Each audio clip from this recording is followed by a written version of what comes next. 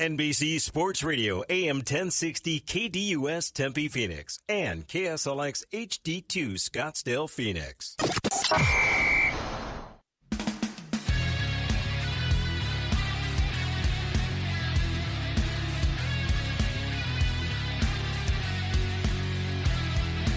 Live from the Phoenix City Grill, located at 5816 North 16th Street in Phoenix, Arizona. You're listening to Real Hockey Talk. Hi, everyone. Welcome to the show. We're on NBC Sports Radio, AM 1060 KDUS. I'm Dave Isaac, alongside Greg Isaac and former NFL player, owner of the most prized possession in sports, a Super Bowl ring. It is Ed Smith. Hey, guys. What's going on, Dave? I thought I'd change that up a little bit, describe it a little differently. Well, see, it would have been most prized ever if we had actually won. But the Super still, Bowl. that is a beautiful ring, I got to tell you. Well, Just thank God. phenomenal. Appreciate it. One of these days, I'm going to let you take it home with you. Oh, man, I'd be sort of scared. I mean, right, I'd be scared. I wouldn't ever want to lose something. Well, I'm coming home with you, too, Yeah, though. exactly. Then it could work. There's no doubt about it. But we have a really good show today. 1:15, the play-by-play guy for the Arizona Coyotes, Bob Heathouse, is calling in. Talk about the Coyote season. They're sort of a little inconsistent right now, but some young, great prospects, no doubt about it. Max Domi leads the team in points. Everyone thought he probably would. Anyway, 2 o'clock, Carl Pavuk, 5 for howling. More Coyote talk we're going to do. And then 2:30, Kevin DuPont from the Boston Globe, the world-famous Boston Globe, and is the beat writer for the Boston Bruins, who is here tonight to face off against the Arizona Coyotes at Gila River at 6 p.m. Boston playing pretty well, so and their goaltending is outstanding. 3 o'clock, we have in-studio guests. This is our makeshift studio. Of course, they're going to come here at Phoenix City Grill, and it's the writer, directors, and producers of All in Time, Chris Fetchko and Marina Donahue will be here live. They're opening their film tonight at Harkins 101. So it's a great film. I saw it, actually. Did you? Love the film. So we're going to talk a little bit about their film. They're into music. I think you guys would like it, actually, quite honestly. So anyway, so until 1:15, talking Coyotes. So Greg, hockey, anything astounding so far? Except Trouba signed. I guess you knew that. Yeah, no, it's interesting how that worked out for Winnipeg because it's a bridge deal, only a 2-year deal, but low cap hit, much lower, because he wanted a ton. You're looking at 5-6-year deal and about that amount of money per year, technically. So for Winnipeg, I mean, for both of them in the long run, it should be good because if he keeps improving and showing he'll be a legit top-pairing defenseman, obviously then when this bridge deal is done, he can get a significant contract. The other thing to look at is if he's traded, perhaps, because it's a very nice deal down the line. It could be possible, because his role with the Jets, there were some things about it where he was, hey, I want to move on. But you're in that situation right now where, plays there, hopefully everyone's happy. If not, or if there's a point where you can move him for another asset, you could do that. But they don't really want to move him because it's really hard to find these young potential top-pairing defensemen, and they are deep up front, and we're seeing that this year more and more with Scheifele and Laine. Oh, yeah. And so if Trouba was going to get traded, they would want a similar young defenseman back in return, and that's just extremely hard to come by because the teams that would have been interested or were interested probably are offering forward packages or maybe defensemen that aren't ready for the NHL yet, more a prospect. So, I hopefully everything works well for them there, and they are an exciting team to watch. Of course, they were here the other night, and, Laine and, Scheifele having his big breakout year there, too. Great Laine, stuff for the Jet fans. I think still the league in points.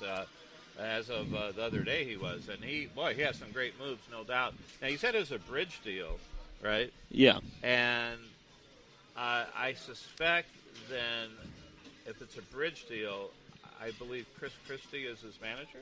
Yeah. Well, no, there was talk that Christie was trying to cut that bridge up and stop it. It was unbelievable, but we were able to work past it and get past that strange Christie fellow. But he may have some issues. Really. He does. He does. Yes, but the thing is, though, is that.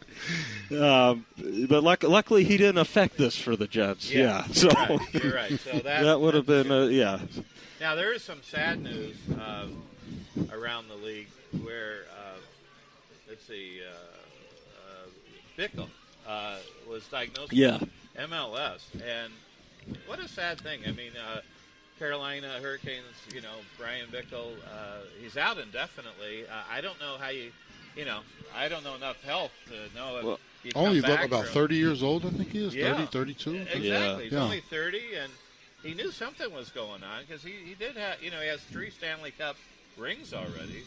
No, he's been to the Stanley Cup rings 3 times. I don't know I think they won, he probably has 2 rings. Because with the Hawks? Yeah. He's been with them in 3 Stanley Cups. But they won all. They did win all 3. Yeah. Okay. So, I mean, what a career, but incredibly sad. I don't know. Do you come back from something like that? I don't know. You remember Harding, the Wild goaltender, diagnosed with that as well, and it is very tough. I mean, you got to think about your health first, and hopefully, first and foremost, he gets through that. I don't know a lot about it, not a doctor, but hopefully getting through that, and then you could see him at some point back on the ice. Most of all for his family, to make sure he's healthy. That's really where the thoughts are right now. And he totally agree. Yeah, and from a hockey standpoint, you got to remember in the run against the Boston Bruins when they beat Boston in the final that one year, the big comeback. He was great for them, and then he got rewarded with that big contract, and unfortunately his play went down a little bit the last year or two with the Hawks or so, and so it was tough in that regard. I mean, good in that playoff run he was a very unique player because using his size and he had some offensive skill set, so it was good for them, but then unfortunately, it didn't work out with that new contract. And, getting to move him over to Carolina, they had to throw in Teuvo Teravainen in the deal just to take the contract. And so on ice, it obviously, sadly the last couple of years been a bit tough, but you want to look past that in a situation like this, and let's just hope he's okay. Again, I don't know much about, the illness, so I don't like to say too much on it because I don't know much about it. But he is out indefinitely, and that's tough, right? Yeah, as an athlete, first and foremost, health is most important. Oh, yeah. But, that type of diagnosis at that age, it seems like it would almost be impossible for him to return, especially to hockey, which is such a physical sport. Yeah. But at the same time, we don't want to speak too soon because there might be a treatment out there, or maybe there are degrees of the illness that he can possibly overcome. But it is sad because in hockey, I always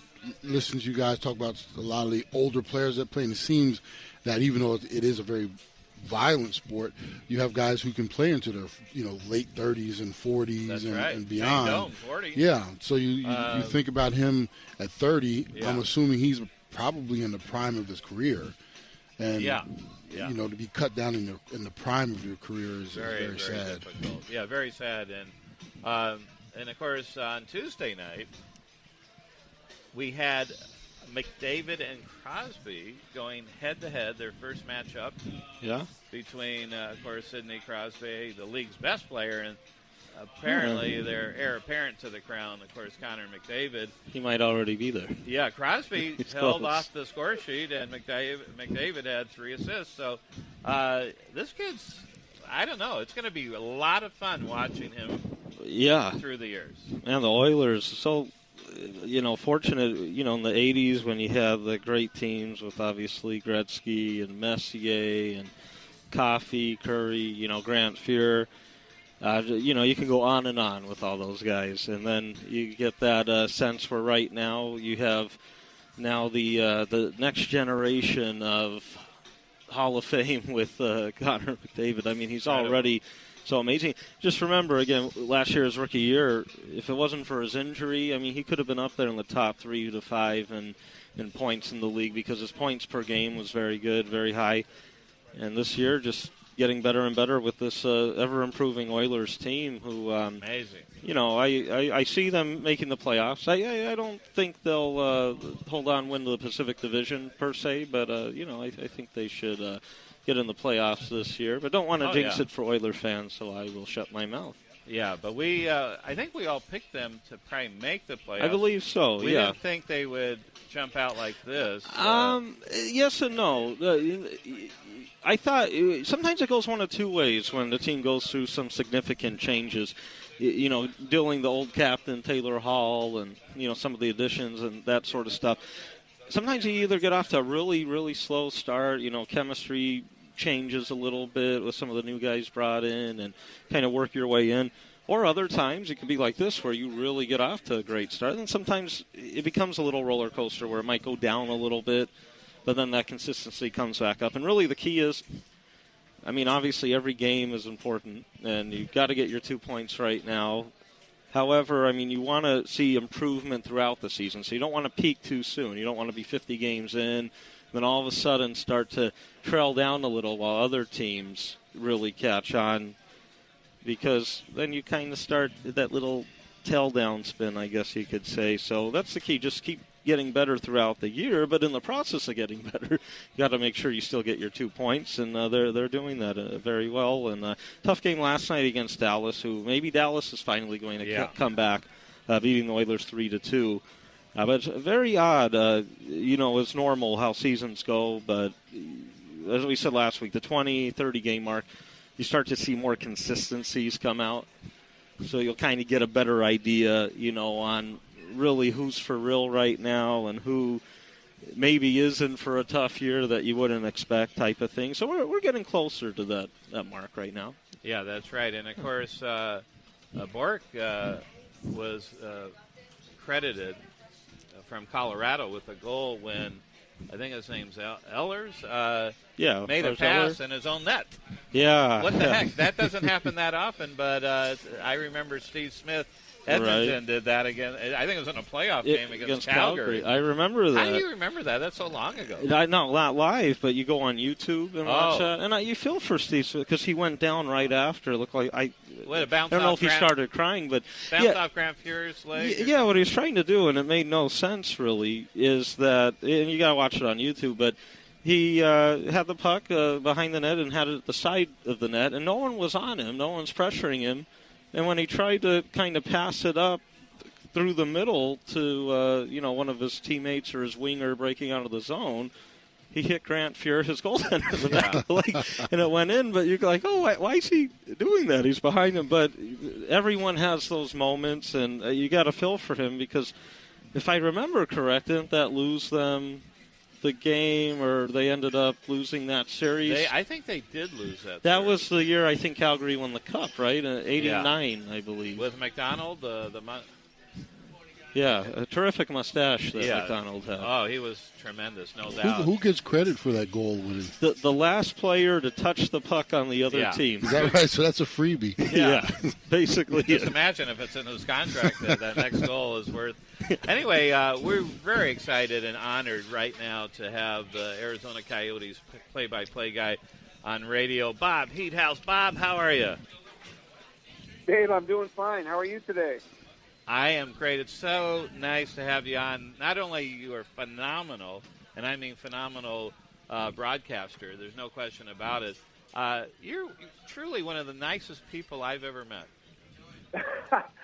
Well, you're you too really kind, are. Dave, but you're too kind, and I right off the bat, though, I do have to apologize to you and your listeners. I know that I was scheduled to be on last Saturday, and unfortunately I got tied up and slipped my mind, and I missed it. So that's on me. I apologize. I'm glad we could get together this week and talk some Coyotes hockey. Oh, yeah. No, we always appreciate you coming on. It's been a real honor and a pleasure, and again, thank you. The Coyotes, a young team. They got some oldsters like Shane Doan, but the thing is, a young team, And I thought maybe we should start out talking about some of these young, potential, incredible players. I know they brought up Anthony D'Angelo. Of course, they have Dylan Strome. I'm sorry. They have Jacob Chikrin still up there, Christian Dvorak. Quite a few. So what do you see in these youngsters that and, of course, we could talk all day about Max Domi, of course, leading the team in points. But let's start with these younger kids, the rookies. What do you see? Are they going to develop enough this year to make the Coyotes have a serious run, or is it just going to take a few years? Well, that's still to be determined, Dave. I think, the answer to your first question, I think in all of these rookies, and the Coyotes have 6 rookies on their team now with the recall of Anthony D'Angelo and 8 players, I believe, aged 21 and younger. So it's a very young team.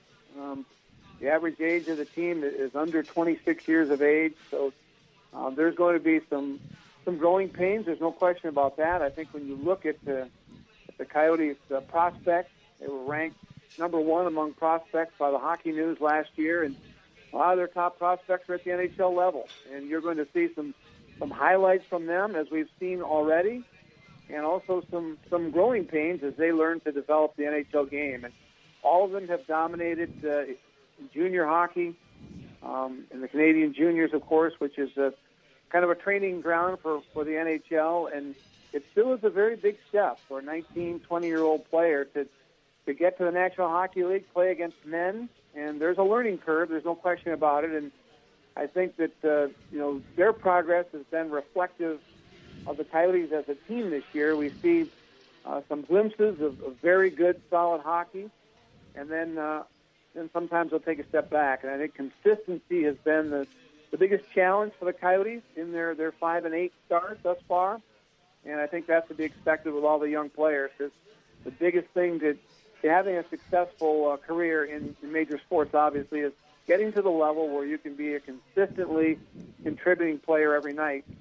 And the Coyotes are working toward that. And I think that the future is certainly bright for this franchise. After the tough 1-5 start, they've been over 500 at 4-3 in the last 7 games. And I think it's a situation where this team will continue to improve as the season goes on. Oh, no, absolutely. And I was speaking with Arizona Coyotes radio play-by-play, Bob Hehouse. And, Bob, speaking of the young players, looking at, the Tucson Roadrunners off to a great start, on top of the AHL basically. And, when you look at minor league team, in this case, the American Hockey League, the second highest league there per se, is, you have some veterans mixed in there. But then some of the young guys who are having successful starts, and one that kind of stands out to me because it seems like he's fallen off a bit when talking about good young players in the Coyote system is Brendan Perlini. Now, I haven't had a chance to really see too many Roadrunner games thus far, but already 5 goals in 9 games, and I know usually stat-wise I don't pay as much attention to that, as young players are coming up because there's other facets of the game, but I always think once you get that AHL level, if a young player, not a journeyman guy in their late 20s or 30s who's doing well in the league, but a guy in his late, early 20s like Perlini, getting off to a fast start, how encouraging is that to possibly get, his value back up and his confidence? And has there been any kind of chatter around the rink about, maybe some excitement seeing that from Perlini? Oh, for sure. There's been very pleasantly surprising reviews about Brendan Perlini, a player that was picked in the first round in 2014 and has a great skating ability, good shot, and an NHL type body. He's a big kid, and for whatever reason, the last year in Canadian Junior just didn't really blossom into the player that I think the Coyotes were hoping for. In his first training camp with the Coyotes a couple of seasons ago, he was very, very good, and then suffered a broken hand, and that kind of set him back a little bit for that year. And then not quite sure what happened to Brendan last year. He just didn't have the production. A lot of first-round picks, such as the Coyotes' Dylan Strome and Max Domi in his final year at junior, and Christian Dvorak, who was a second-rounder, dominated last year in Canadian Junior. Just dominate that league, and they look like they're ready. And it wasn't the case, unfortunately, for Brendan Perlini last year. He did make the Team Canada squad for the World Junior Championship, and that was a feather in his cap. But coming into this year, there were some question marks about him.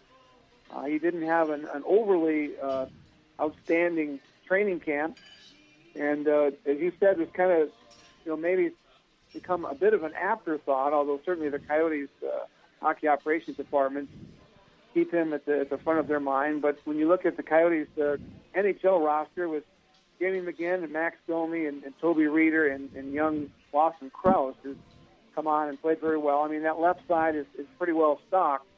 And so Brendan Perlini started the season in Tucson. This is his first pro year.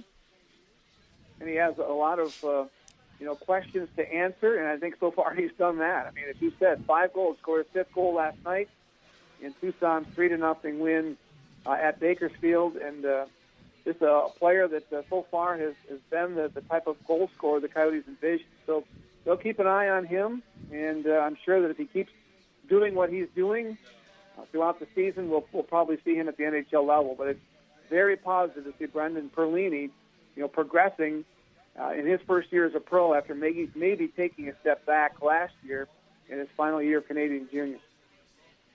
Oh, yeah, definitely. And that's the thing with junior hockey a lot of times is that, in some senses you'll see guys dominate for a while there and on the score sheet because there's some high-scoring leagues and stuff in terms of junior. And, and then when you get to that pro ranks, when they're eligible for AHL, then sometimes it starts to get real telling and really shows the proper development. And so it's good to see him really with this bounce back. And, kind of looking back at the NHL level, switching back and forth a little bit, you guys were talking a little bit about Max Domi at the very beginning, leading the club in points in the early going.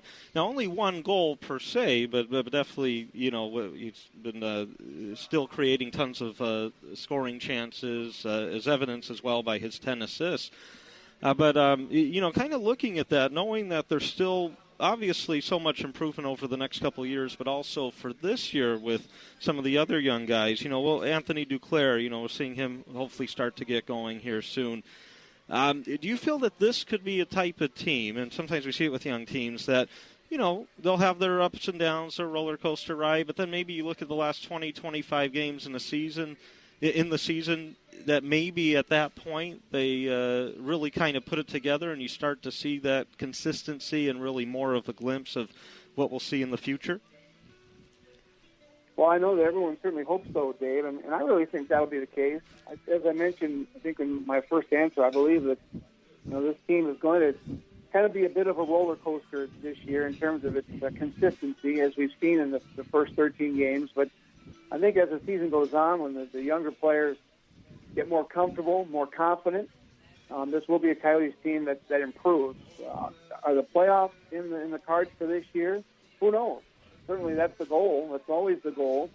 I think that the Coyotes right now have to just concentrate on just improving every game and getting consistent. But you mentioned Max Domi and Anthony Duclair, and they haven't gotten off to the goal-scoring starts that they did as rookies last year when Anthony had 20 and Max had 18. As far as Duclair goes, he's been, as they say, around it. He's had a lot of chances. Unfortunately, some bad puck luck, some big saves, and then sometimes just the bounces haven't gone his way. But I think to his credit, he's staying confident, and as long as he keeps getting those chances, I know that's a cliche that's used a lot, but it's true. You can't score unless you have chances, and Anthony's still working hard. He's still a terrific skater, and I think the goals will start coming for him. And as far as Max goes, he does so many other things. They're 2 different players. Anthony Duclair, his value to the team is I wouldn't say solely, but it certainly is a large contributing factor to the fact that he can score goals, and that's his game. He's a great skater and shooter, and he's a goal scorer. Max Domi, his value to the team can be measured in other things. Even though he has just the 1 goal, as you said, he's leading the team now in scoring with 11 points. He has 10 assists, which is tied for 8th in the league. He's been kind of bumped on 2 different lines, playing with Hansel and Verbata early on, and now kind of settled in with a younger line with Christian Dvorak in the middle, along with Duclair on the right side. And so he's been looking more, I think, to set up his teammates. But Max, can play well away from the puck. And as we saw the other night in Colorado, he's tough when he drops the gloves. And just, an all-around player and becoming a tremendous young leader, even at the age of 21. So I don't think there's anything to worry about concerning Max at all, even though he just has the one goal. Still producing points, still doing other things, and Duclair for that matter as well. He hasn't gotten down. His hustle hasn't diminished at all, and I think he'll start scoring as the season goes on. Those are two young guys that are going to be cornerstones for this team. Yeah, Bob, and we're running against a hard break. We want to thank you so much for coming on. Go out see Boston and Coyotes tonight at Gila River, 6 o'clock face-off. Bob, thank you so much. We'll have you on again soon. Sounds good, Dave. Thank you very much, guys. I appreciate it. Thanks, Bob. And we're about to take a break. We'll be right back. Tune in to AZ Sports Talk with Rock and Manooch, your sports alternative in drive time. Weekdays from 3 to 6 on NBC Sports Radio, AM 1060.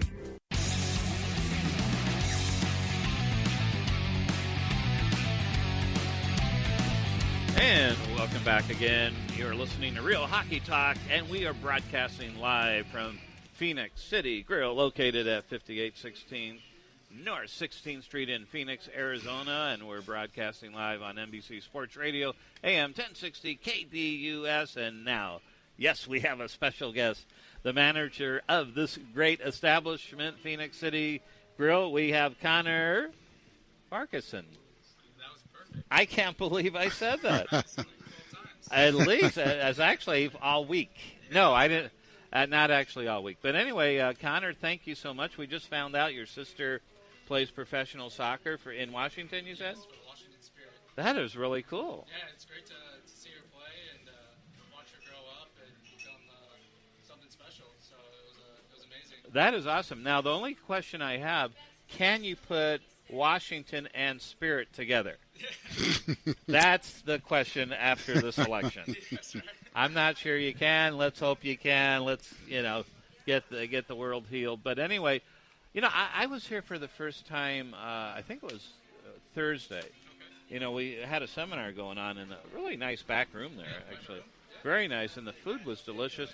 I wish I remember the server's name. She was fantastic.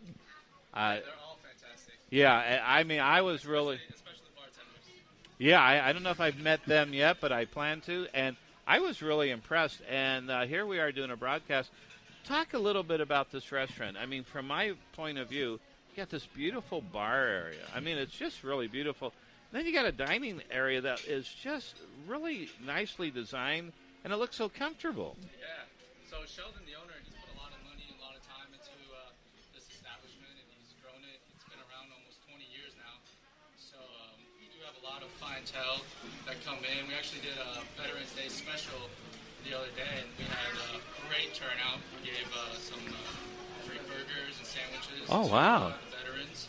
Nice. Yeah, we had a record day that day. A lot of people came in. We do happy hours 7 days a week. Oh, you do? Yeah, Monday, Tuesday, 3 to close, and then Thursday through Sunday we do 3 to 6. 3 to close? Yeah, On Monday? Monday and Tuesdays.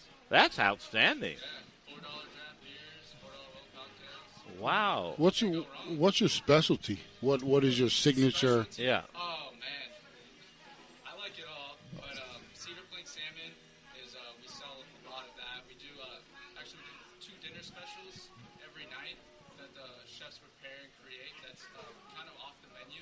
They want to just try new things. They do those. Those sell out a lot as well. Roseline chicken's phenomenal. The burgers, you can't go wrong with a good nice burger. I think you have steak, too, right? Yeah, we have steak. Yeah, steak you can't go wrong with either. So my favorites are on the small plates. We have our carne asada tacos. Those are just delicious. I haven't found any place that does them better. And then I like the cedar plank salmon too, and then the pasta. I mean, you really can't go wrong. Yeah, pasta. Yeah, the pasta's phenomenal. Is it like spaghetti with meat sauce? No, or it's a penne pasta with a Chardonnay cream sauce. With Oh. Dried tomatoes and broccoli in there as well. Good portion size. I mean, Yummy. Yeah, everything you try here here. You can't go wrong. And Can't go wrong. it closes when? Closes at 10 o'clock. Every night. Yeah, except Sundays and Mondays we close at. Sundays we close at 9. Okay, that's fair enough. And it opens around 11. Yeah, it opens up at 11, and then on Sunday mornings we open up at 10. We do brunches Saturday and Sunday mornings. Oh, you do? Yeah, phenomenal brunch as well. So the chefs back there, they do a lot. They do a lot to prepare for the brunch and then prepare for dinner. So they're working their butts off all the time. This is my first time in, but kind of piggybacking off you, Dave. Yeah. I would call this classic and comfortable. Yes. Sometimes you get into a place and it looks stuffy and it looks too formal. This has that classy feel, but it also looks like so comfortable. You could come in and I see people in the back room over there. You've got wines all over the place. Nice ambiance. You got a patio area out there in the front. Yeah, I'm telling you, I'll be here. Yeah. A meditation room. Where did Greg go? Yeah. Very nice, very nice. Thank you. Appreciate that. Greg has lost his voice. Where'd you go? I lost it. Oh, wow. Anyway, I'll say what he's thinking. Oh, there you go. I'm back. Yeah. Meditation. Well, a meditation room, because it actually has that feel to it. Like Ed was saying, the kind of relaxing feel where, but then you also have the perfect scenario where you have TV. So if you want to watch some sports, absolutely. I have to thank Dave because every time we go out somewhere, he's hooking me up with another spot. And wait, hooking you up with another spot? Or I thought you were going to say something else. No. I tried today. You tried. I know. This truly is a very, like Ed said, a classy place. It is. I mean, it's so clean and it's sparkling in the bar and. Yeah. Does a great job. The servers, bartenders. I mean, we have servers that have been here for 10 plus years. Oh wow. So I mean, this is home to some people, and that's we try to create a family environment for everybody that comes in, and we try to provide the best food possible, the best service, and it shows. Now, do you know what your specials are today? The specials today, I actually don't know the specials for today. I think I'm going to get in trouble for that. Maybe that young man does, because I'd like to sort of shout it out. Yeah, I know. Last time we did scallops, and then we did. That's one Oh of my my God, favorites. I love scallops. Love scallops. And then we did a flank steak for our entree, beef entree. I guess Oh you could say. man. Yeah, and then we do like an appetizer special. We have an email list that people can come on, put their email in, and you can get a free appetizer with an entree. Oh, neat. So a lot of people use that. They come in with it printed out and they hand it to us, and they get the free appetizer. I believe it was like s'more, wheat berry. It was like salad with a bunch of different seasonal vegetables tossed in there. So I mean, it was delicious last night. So. It's funny how our eyes always light up when we start talking about food. And Yeah. we see people. The food's coming by, and we're like, dogs following a ball. We're just all looking and watching as they go by. That's a big question, and let's do the challenge test right now with Ed and everyone here. If there was a woman in a bikini and food coming by, where do your eyes go? I think it's the food. Probably the food. I agree. I think it's the food. What do you say, Greg? I say food. I didn't hear the first part of it. If a woman in a bikini and food walk by at the same time, where do your eyes go? Depends what she looks like. No, the food, of course. The food. Good answer. Yeah. Wow, the food looks darn good. I'll tell you. Just I keeps think rolling that's the salad by. I had with the crispy tortilla. Oh, looks good. Very good. Yeah. I liked it a lot. Yeah. And you have peanut sauce on that and honey lime sauce that we create in-house. Man. That's really good as well. Incredible. And there's some customers walking by. And, yeah. So what else? To me it seems like that you probably have a lot of regular customers that come in. Yeah, definitely. Very often. Like I said, we've been around almost 20 years now. So we do have a lot of people that know this establishment and know what they're getting. But we also do have, people that want a good meal at night, and they just people that are checking out Yelp or anything like that. Yeah. They see the great reviews we have, and they want to come and see for themselves, and we provide it for them. So. Well, I think people should come down right now for lunch or an early dinner. Well, probably not dinner time yet, but lunch.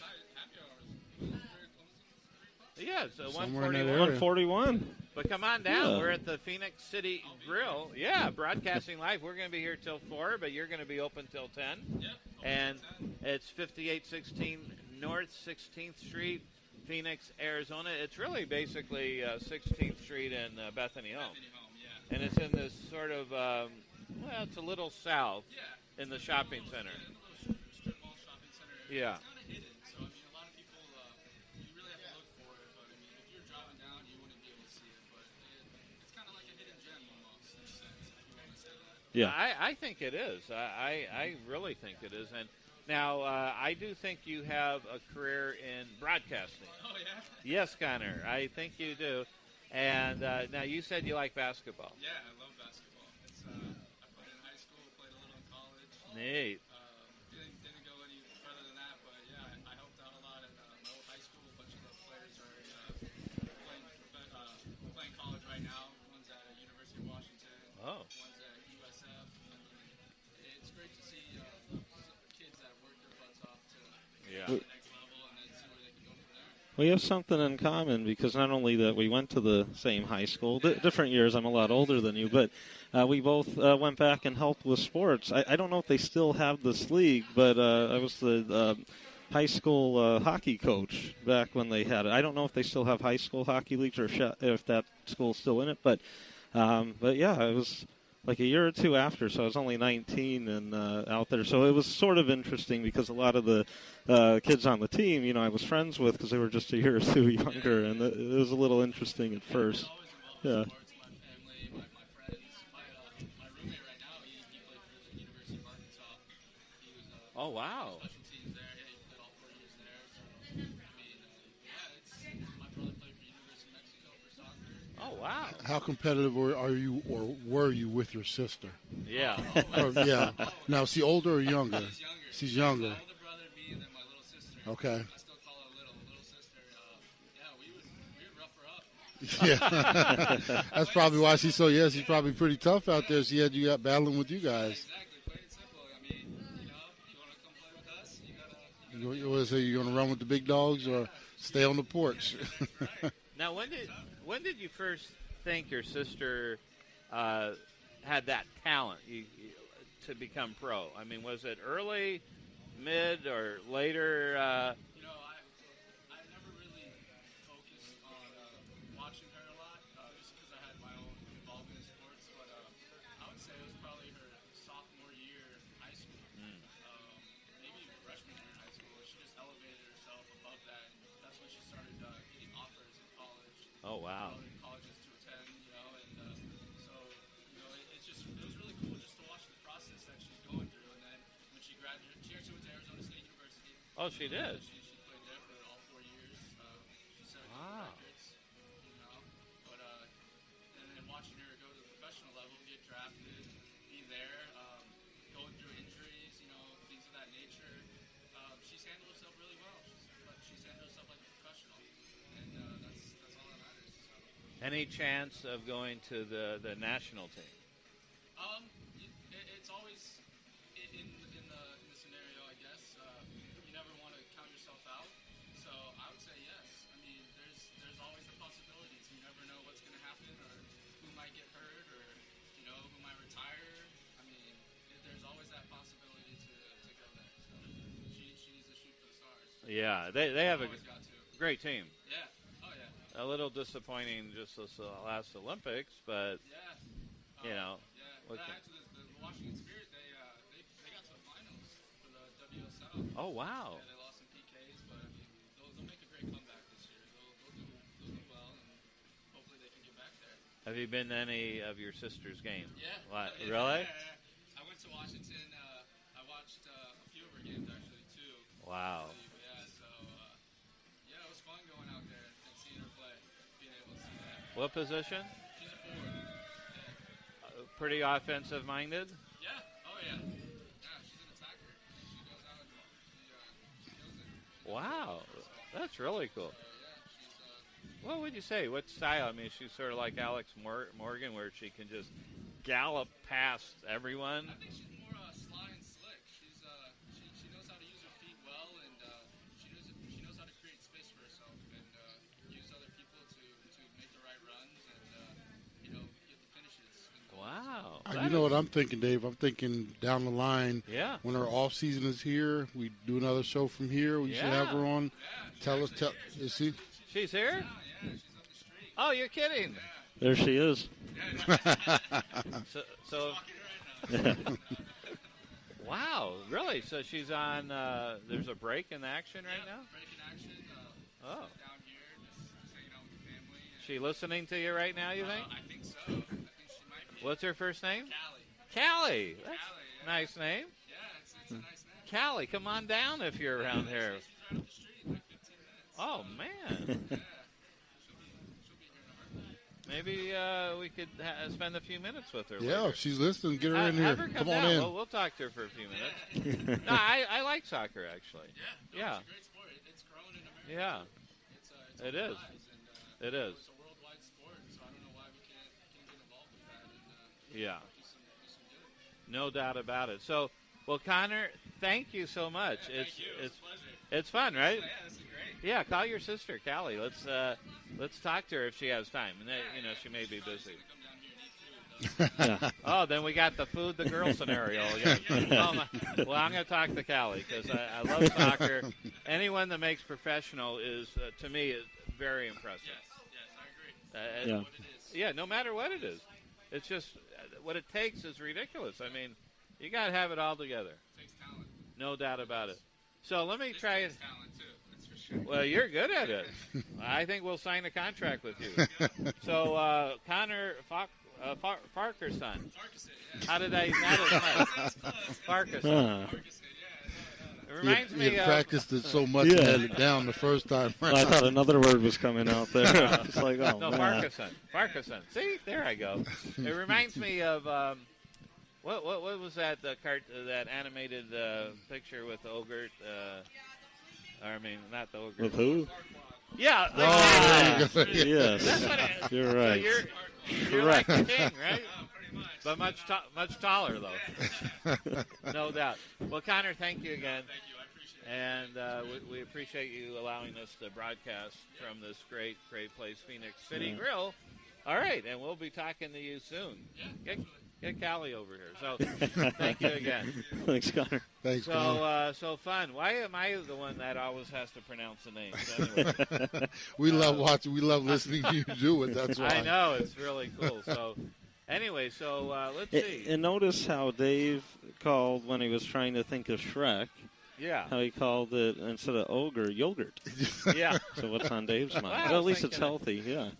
But that food coming by right in front of it Does look pretty good. It's a It- big Yeah. tease. I'm Yeah. telling you. Every time I look up, somebody's getting something delivered to them, and it Well, just. something smells good too. Oh, So yeah. it could be I don't Yeah. know what it could be, but it's something really. Well, we good. do have some breaking news, and it's very unfortunate for the Winnipeg Jets. That bridge deal, the 2-year deal that was signed by Jacob Trouba with his Winnipeg Jets, Chris Christie, a New Jersey Republican, has decided to stop the bridge. And so the deal does not go through, unfortunately. So no Jacob Trouba. You know, it's interesting. I bet there are people that believe that. But very sad news. And he's kidding, but I started that joke anyway. I know. I had to It was a good joke. elaborate again. So, but great for Winnipeg. I thought they looked impressive. I saw the game Yeah. against the Coyotes. I really thought Winnipeg looked very good, very fast, control of the puck, set the pace, and really came on very strong in the third period, Yeah. which just really frustrated the Coyotes quite a bit. Well, yeah, Winnipeg's a team that, with all their young talent, as they keep getting better. I mean, look, similar to the Coyotes, as Bob Hehouse was mentioning, how I don't remember what publication he mentioned, but a lot of publications and the analysts and experts out there, feel that Coyotes have the top or one of the top farm systems in the league, and right behind them, there's a few teams you can put in, but Winnipeg has been one of those teams. Very heavy in terms of forward depth in their system, and we're really seeing that. I mean, how this season, you knew Mark Scheifele would get better and better, and, Ehlers and some of these other guys have. But now you have the fact that they were able to move up here in this draft, and second overall, you got Laine, who is just, it's sort of reminiscent of like an Alex Ovechkin. The way his shot is, it's such a terrific shot. It was a good draft. Obviously with Austin Matthews, and, we saw him get off 4 goals his first game, and, things tail off a little bit, but, these are kids, there'll be some ups and downs with anyone, but, so you don't judge it at all on a first season like that, really. But it's interesting how good these two guys will be in this league for many years. Will be right now. Well, right now, but we'll continue. Right? Yeah. As long as they don't sign bridge deals, but no, they'll be good for a long time. And what's great is you already have Connor McDavid, as you were saying earlier, and Sidney Crosby's not old by any means. He might feel old now in the sense because of all these younger guys that are still teenagers that they're talking about, but just phenomenal the talent that we're seeing. And we always talk about the parity in terms of talent, and I talked to people in the past that. Before my time, and, so Dave, maybe in terms of what you were able to see back in the 70s and early to mid-80s, but, someone had mentioned that it had played, I've heard it a few times, but that had played, I believe in the late 70s, early 80s, that basically, obviously the game, eras, things change, and nowadays, with all the technology in terms of fitness, things along those lines you have. So it is a different game, but let me try to say this correctly. Well, basically, the third line guys back in that day would have no place in the league now, almost. Because they're saying that the skill's so good that these or even the guys you see on the third, fourth lines now, and playing their role, it's not a bad thing at all. Being in that situation, but they would have kind of that skill set to maybe be in a top 6. Obviously you have your Hall of Fame stars from before, so it doesn't take anything away. Wayne Gretzky played, and I still be obviously do his thing and stuff like that. But kind of for the rest of them, there's more parity in there now. I would agree. When I started watching in probably the late, maybe mid-70s or so. Yeah, 1870. 1870. Before the NHL. And, of course, I'm a big King fan, went to almost every game. But, sure, you had the Marcel Dionnes and so on that were, superstars. But very rarely, you take a guy like Charlie Simmer. Yeah. Who was not very fast, but he was talented to be able to score. Mm-hmm. Would he be able to be in this game? I don't know. He was certainly a super talent. Dave Taylor, I believe, absolutely would be in today's time. Yeah. But they had some other third, fourth liners that, they don't have quite the skill sets that you see coming out of juniors or college these days. Yeah, there's just so much of that. Again, that parity thing. And when you say third and fourth line, guys have different roles. If you think of it in a typical way, maybe good defensive, responsible forwards, physical play. But a lot of these guys still have pretty nice offensive touch. Now, compared to, because of the parity, all the other great players in the league, that's why you don't see guys that you would call third, fourth line guys score 20 goals or anything like that. That's your top 6 guys for the most part. But again, these guys, if you took the time machine, we'll get Doc Brown in on this, and we'll go back in time. And if they play during that time, I just think they would have an excellent opportunity to, knock some of the other guys out of the league, kind of. I have a question for you both. Yeah. They're always trying to, in basketball, they're always trying to compare, whether it be LeBron or Kobe.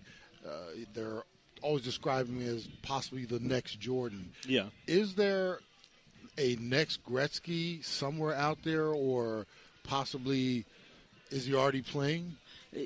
Connor McDavid is probably the closest thing we've seen in the sense, and I think it was Gretzky that said this, and a few others, he's the most talented, best hands they've ever seen.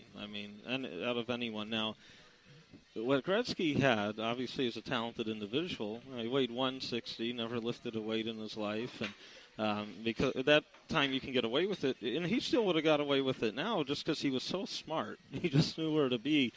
And there's great hockey IQ players out there, but what he had, there was just something special. Like combination. It's almost like, if there's prior lives or anything like that, he was the guy that invented all this. I mean, he was that good, mentally in regards to the game. Now, obviously, he had a great hands and good ability in some of those regards, but skill set, Connor McDavid obviously far, in ways surpasses. And so the key is that hockey IQ, he has it, but how close would it be to that? But then you have that era thing, and the competition nowadays and stuff. So if you put them side by side, if they both played together in the 80s and 90s, and then put them together where they both play together now, would McDavid be as successful? And it's very possible he would have. So it's something that's very hard to say. But I think right now he's the closest thing. As good as Sidney Crosby has been, and he's been amazing. I think by the time it's said and done, McDavid will even have a more successful career in some regards. I mean, Crosby has a couple cups, which is at the end of the day, obviously the key. But in an individual standpoint, at least, McDavid. But I believe he's good. I believe the top of the top of the top superstars, almost in any era, could probably play anytime. Yeah, that was going to be a follow-up question. Yeah. How would Gretzky do in this era? Would he, would it be even more spectacular because of the rule changes? And he might be, because you don't have two-line passing and stuff right now. So that could help, even though, it's not like he's back in his own zone, but still spearheading the plays up ice. But you don't have clutching and grabbing anymore. Back in that day, you could. Now, while people didn't touch Gretzky anyways. Yeah. Dave Taylor did. Yeah, except for Dave Taylor. Then they became teammates and friends. You have the situation where, his line mates, there's clutching and grabbing against them. So, could he have... Politically, there's that, too. Yeah, that the game show, Grab-A-Veg, coming up. But the thing is that there's so many ways you can look at it, because there's that, but even though there's no clutching and grabbing now, defensively and with size in the goaltenders and even the goalie equipment size, it's far superior. So even though Gretzky can head a pass up, and nowadays his guy could take it in the zone and not have to worry about being grabbed, and can fire it on net and maybe a rebound, but still Gretzky, even if he gets that second assist on it, hey, you get another point. You have that, but because the goaltending is better now, it's tough. So it sort of evens itself out in some ways. Yeah, that is a great question, great answer, and we are live at Phoenix City Grill, located at 5816 North 16th Street in Phoenix, Arizona. Come on down. We're here till 4. They're open till 10. A great restaurant, great food, great service. Really a great atmosphere here, too. And we'll be right back with Carl Pavic from 5 for Howling, talking more Coyotes. Be right back. NBC Sports Radio, AM 1060, KDUS Tempe, Phoenix, and KSLX HD2 Scottsdale, Phoenix.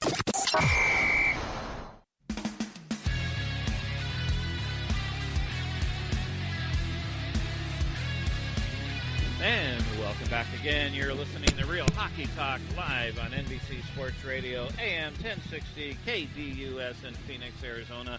And we are broadcasting live at the Phoenix City Grill, located at 5816 North 16th Street in Phoenix, Arizona. It's a great place, great food. We're here till 4. They're open till 10. Come on by and try this really, really cool place. I got to tell you, I really now a big fan of the Phoenix City Grill. And joining us right now from 5 for Howling, Carl Pavic. Carl, how are you? I'm doing good. How are you guys? Oh, we are great. Thank you for calling in, and everyone's sort of enjoying and anticipating what this young Coyote team can do. it's always exciting to see some of the youngsters progress and anticipate, will they make it?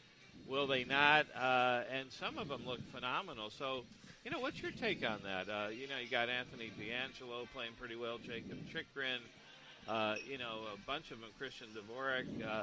You got some really good, talented kids out there. What do you see with the young kids right now and how they're doing? There's definitely some rookies that have impressed me and pretty much everyone at Five for Howling. I don't think any of us really anticipated Chikrin to make the lineup out of training camp. He was probably the first rookie to do that since Gretzky was coach, which is insane. He's been really solid every single time I see him. He looks 5 years older than he actually is. D'Angelo, in his short time, he's looked pretty good. He's getting some really good minutes. Dvorak's looked okay. There are some players I would have liked to see more from. I wish Strom was a bit more of a dominant presence, but he's still really young, so there's still plenty to be hopeful for there. Yeah, there's, and of course they had some rookies last year. I mean, of course, Max Domi, but this kid, he just keeps going. I mean, 11 points on the season, leading the team, almost a point per game, I guess. Almost, 11 and 13 games. Just one goal, but as we talked about earlier with Bob Heathouse, is that, he has 10 assists, and he's generating a lot of opportunities. And, Carl, what have you seen from Domi and Duclair, even though, especially with Duclair, maybe the stats aren't quite there yet this season, and as we said with Domi, goal-scoring-wise, we'll see more, but what do you see? I mean, you see continued more confidence as they're going along? Because obviously they showed that confidence last year, but any other things that have kind of stood out with some of the second-year guys that you're really impressed with thus far? Oh, yeah. Domi and Duclair still look really good. They're not necessarily getting the goals that we all would like, but you watch Duclair, especially with some of the passes, and it's not there yet, but it's definitely going to be. Honestly, Martinook has been very impressive to me this year, too. Yeah. Could be because I had a little bit lower of an expectation for him, but he's really stepped up with the opportunities he's been given. He crashes the net. He does everything. He looks like he should be a top 6 forward, just in the brief opportunity. Not sure if that's sustainable long term, but for right now, he's probably the most impressive of the sophomore guys that I've seen. Yeah, it's quite interesting because of how great the system is, especially with forwards, and to have Martinook, who, last year, nice surprise, and then, like you said, this year, his start is just fantastic. So it's great to see in that regard. And then, and you brought up earlier with Jacob Chikrin, and it's interesting because here's a guy that it seemed like coming into his draft year would be a top 5 pick, and I know there was an injury issue, and then he fell off, obviously, and then the Coyotes trade up and get him, and I'm with you guys. Even though, thought, wow, fantastic prospect, but, especially with defensemen, you want to take your time. But just amazing, the poise that he's shown. I mean, because you kind of look like, with the Panthers a few years ago with Aaron Ekblad, he stepped in right away. He's number 1 overall pick type of thing. But to see this, and your thoughts on, on John Chaika, what he's been able to do. The system was already great, but now adding some of these great young defensemen to the system to make it even more complete. I mean, your thoughts on his job thus far as general manager? I think he's done a really solid job. Like you said, 2 of the standout younger players are Chikrin and D'Angelo, who he brought in. He made the trades at the draft. A lot of people may have questioned the move. With prospects, especially defensive prospects, you don't really know how they're going to develop. But they've come in. They look really ready to perform and play on the ice, which, I mean, is a great, evidence for that Chaika has an eye and he's able to see these things that other people aren't necessarily looking for. Oh, yeah, absolutely. And, of course, we're speaking with Carl Pavlak with the fiveforhowling.com. And, Carl, have you had a chance to make it down to Tucson yet for any of the games? I haven't yet. I wanted to go for the scrimmage, but unfortunately that just wasn't really, time-wise, it hasn't happened yet. It's definitely something I plan on doing this year. It's just a matter of, when, what day I'm going to be free, and, Yeah, absolutely. And it's great to see. I mean, with, now the AHL team being so close and with the young guys down there, how they could, kind of learn the system, and I think long-term totally helps. But, there's some veterans in there, but a great start, of course, for the Roadrunners. And earlier with Bob Heathouse, we were talking a bit about Brendan Perlini. It looks like he's getting back on track there. But kind of looking at that with some of those young guys there, like Perlini and, Fisher's down there, and then Wood on the back end. How excited are you, as a fan and other fans you speak with about the direction of this team, knowing that as great as it's been seeing these young guys already at the NHL level, there's still quite a bit in the cupboard that are coming up here in the next couple of years? Oh, yeah, definitely. I know Perlini especially seems to be having a really good season. Not sure a lot of people necessarily know about it.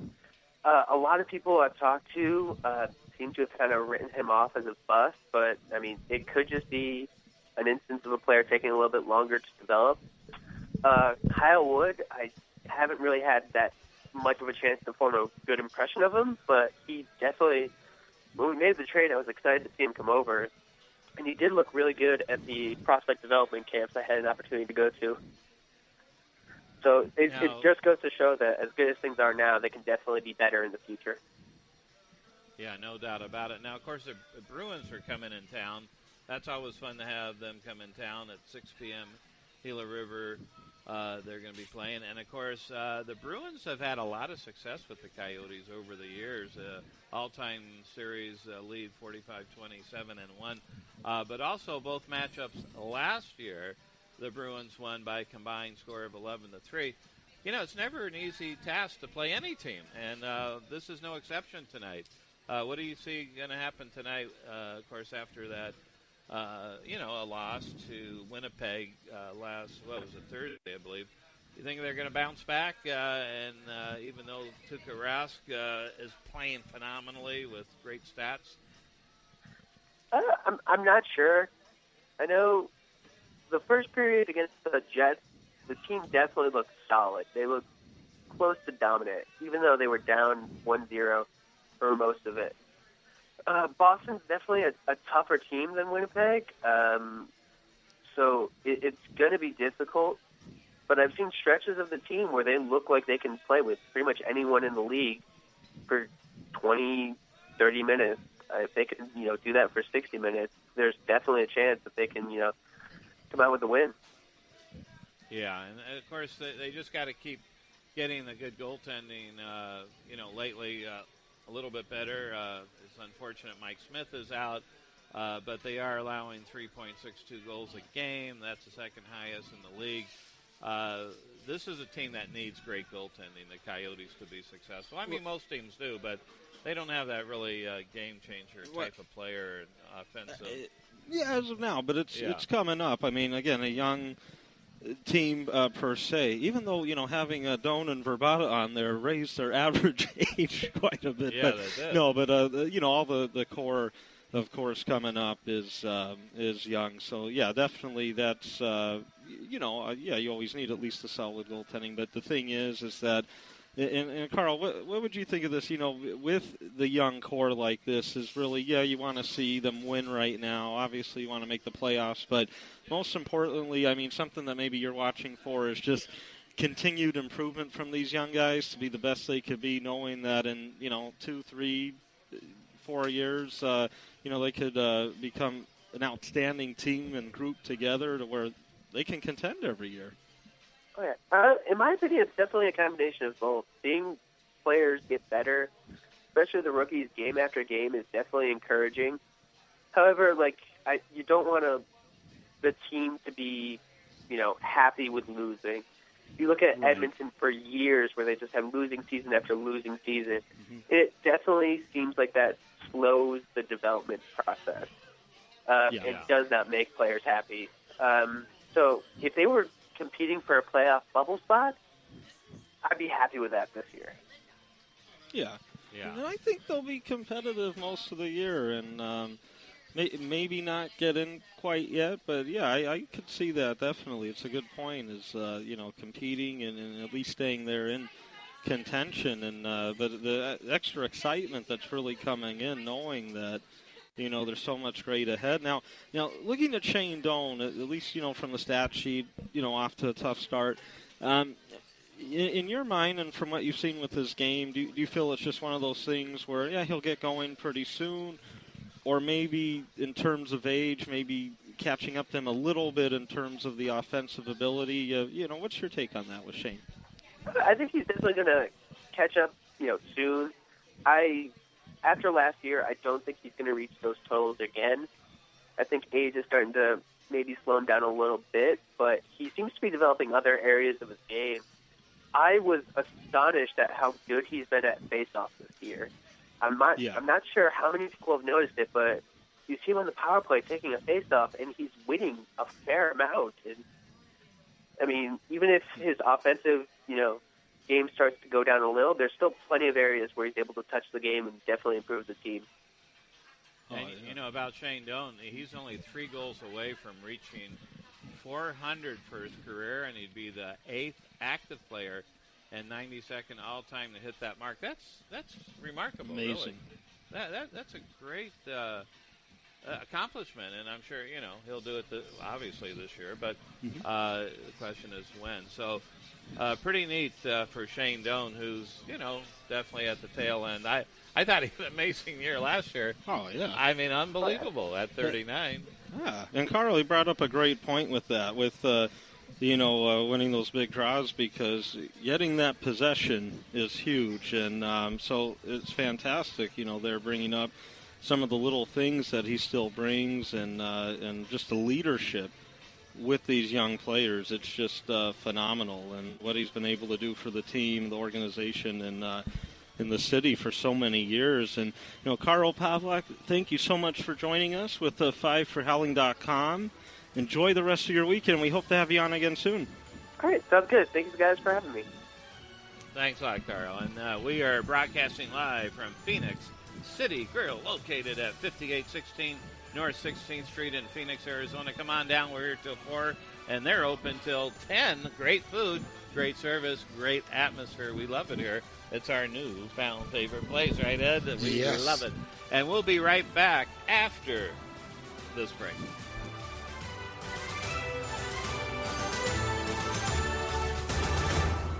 Bookmark us. Go to NBCSports1060.com to get the latest on your favorite shows and teams. Don't forget to bookmark our page to your web browser, NBCSports1060.com.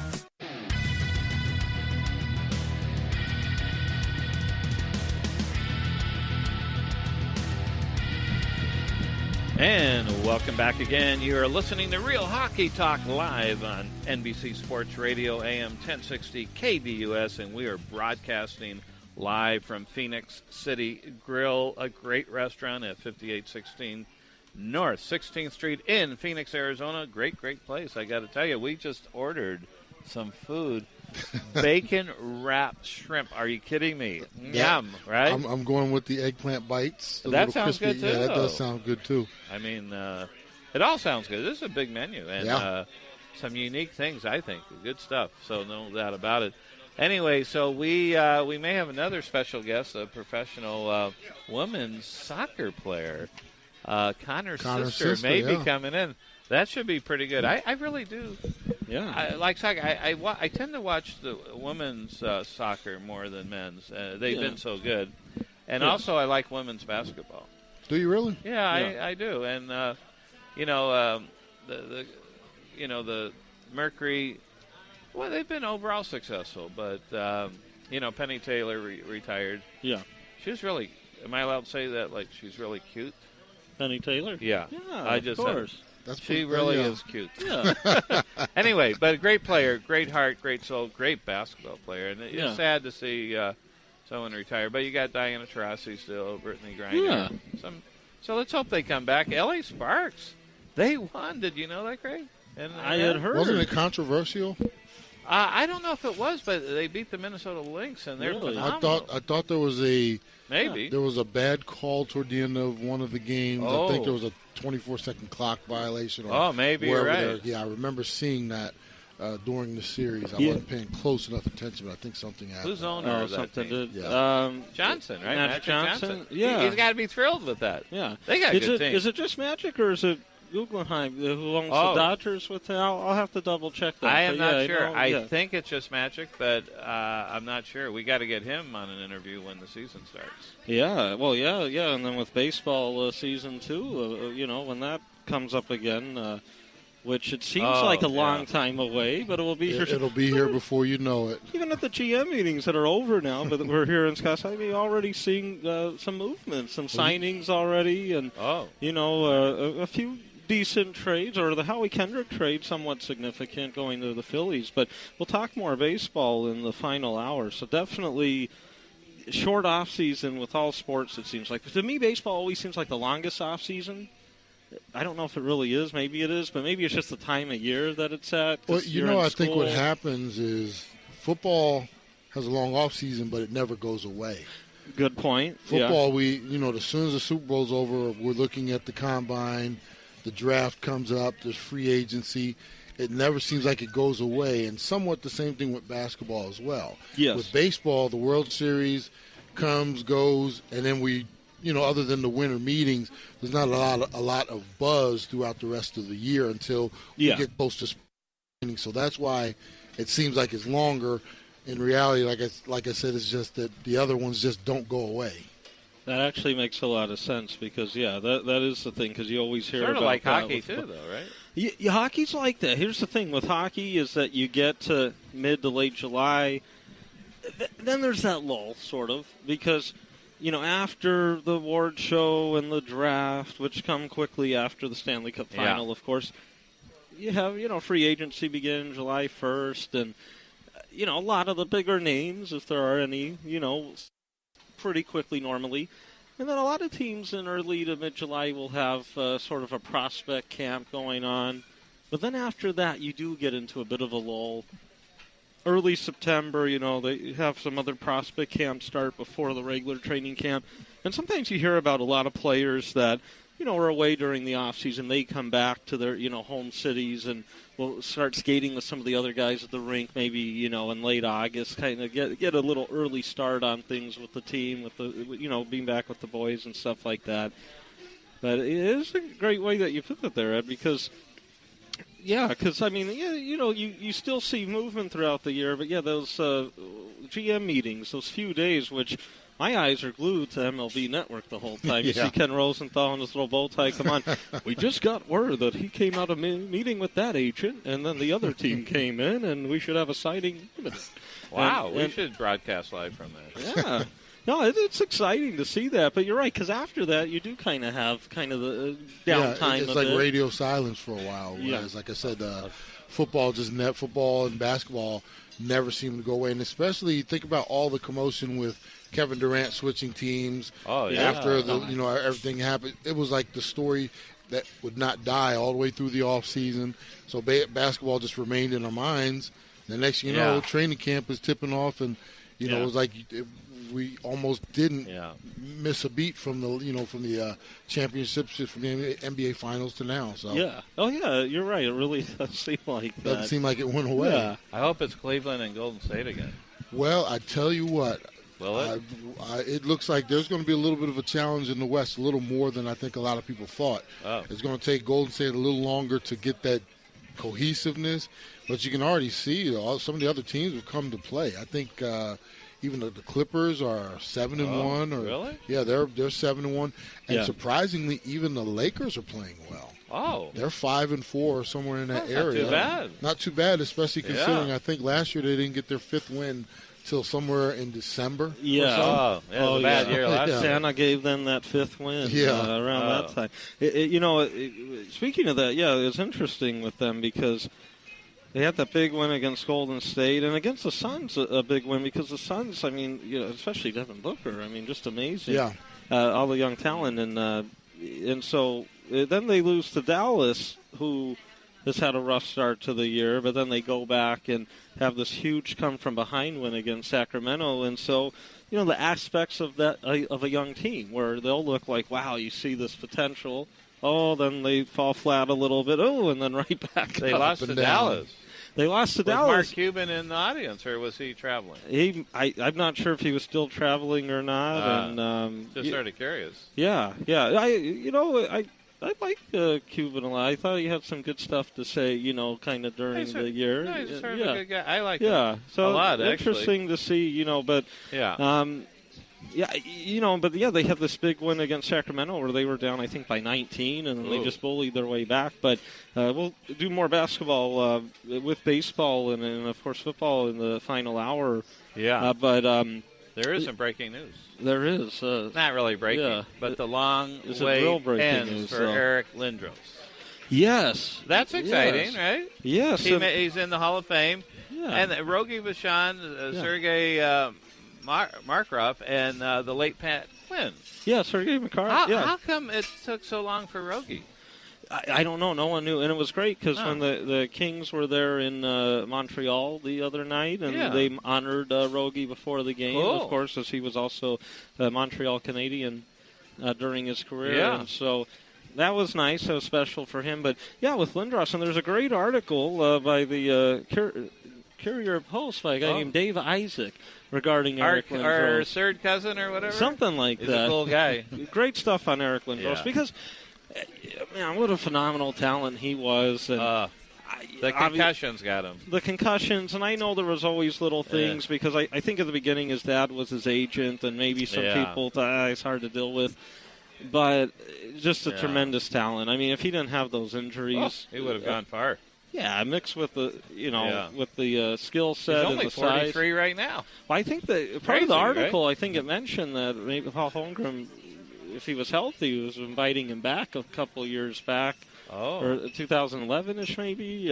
Really? To see, but I'll have to just go through the article again. A great article. No doubt about it. And, of course, this is Real Hockey Talk, and we are at a fabulous place, broadcasting live from Phoenix City Grill, located at 5816 North 16th Street in Phoenix, Arizona. Basically, it's 16th Street in Bethany Home. So come on down. We're here till 4. They're open till 10. And this is a great place. This is NBC Sports Radio, AM 1060 KDUS.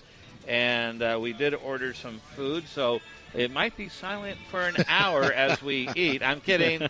I'm just teasing. We've actually gotten pretty good at doing it in shifts. Yeah, that's right. We'll eat in shifts. There's no question about it.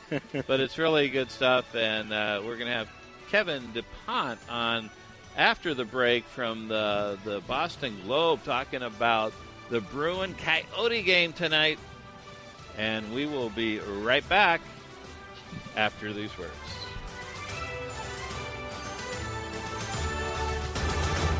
NBC Sports Radio, AM 1060, is the Valley's play-by-play home of the Oakland Raiders. Touchdown, Raiders! Go to NBCSports1060.com for the full 2016 schedule.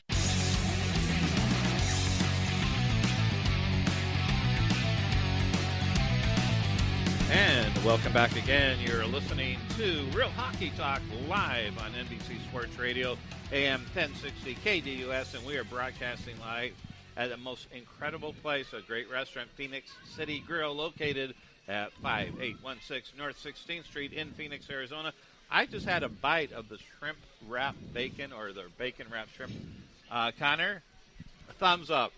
This is phenomenal. I got to tell you right now, Ed, how's your food? I got to tell you, the eggplant right here, the eggplant bites, might be one of the best things I've ever put in my mouth. Oh, my gosh. It looks good, It is absolutely delicious, yeah. Wow.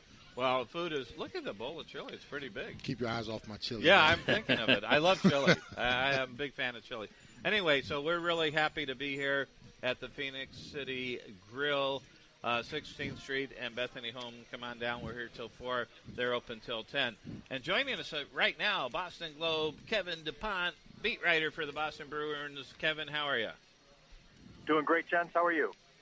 Oh, good. Thank you so much for calling. And, of course, you're here in town for the 6 o'clock face-off, Bruins against the Coyotes. Do you travel, first of all, with the team all over the place, or do you alternate? How does that work?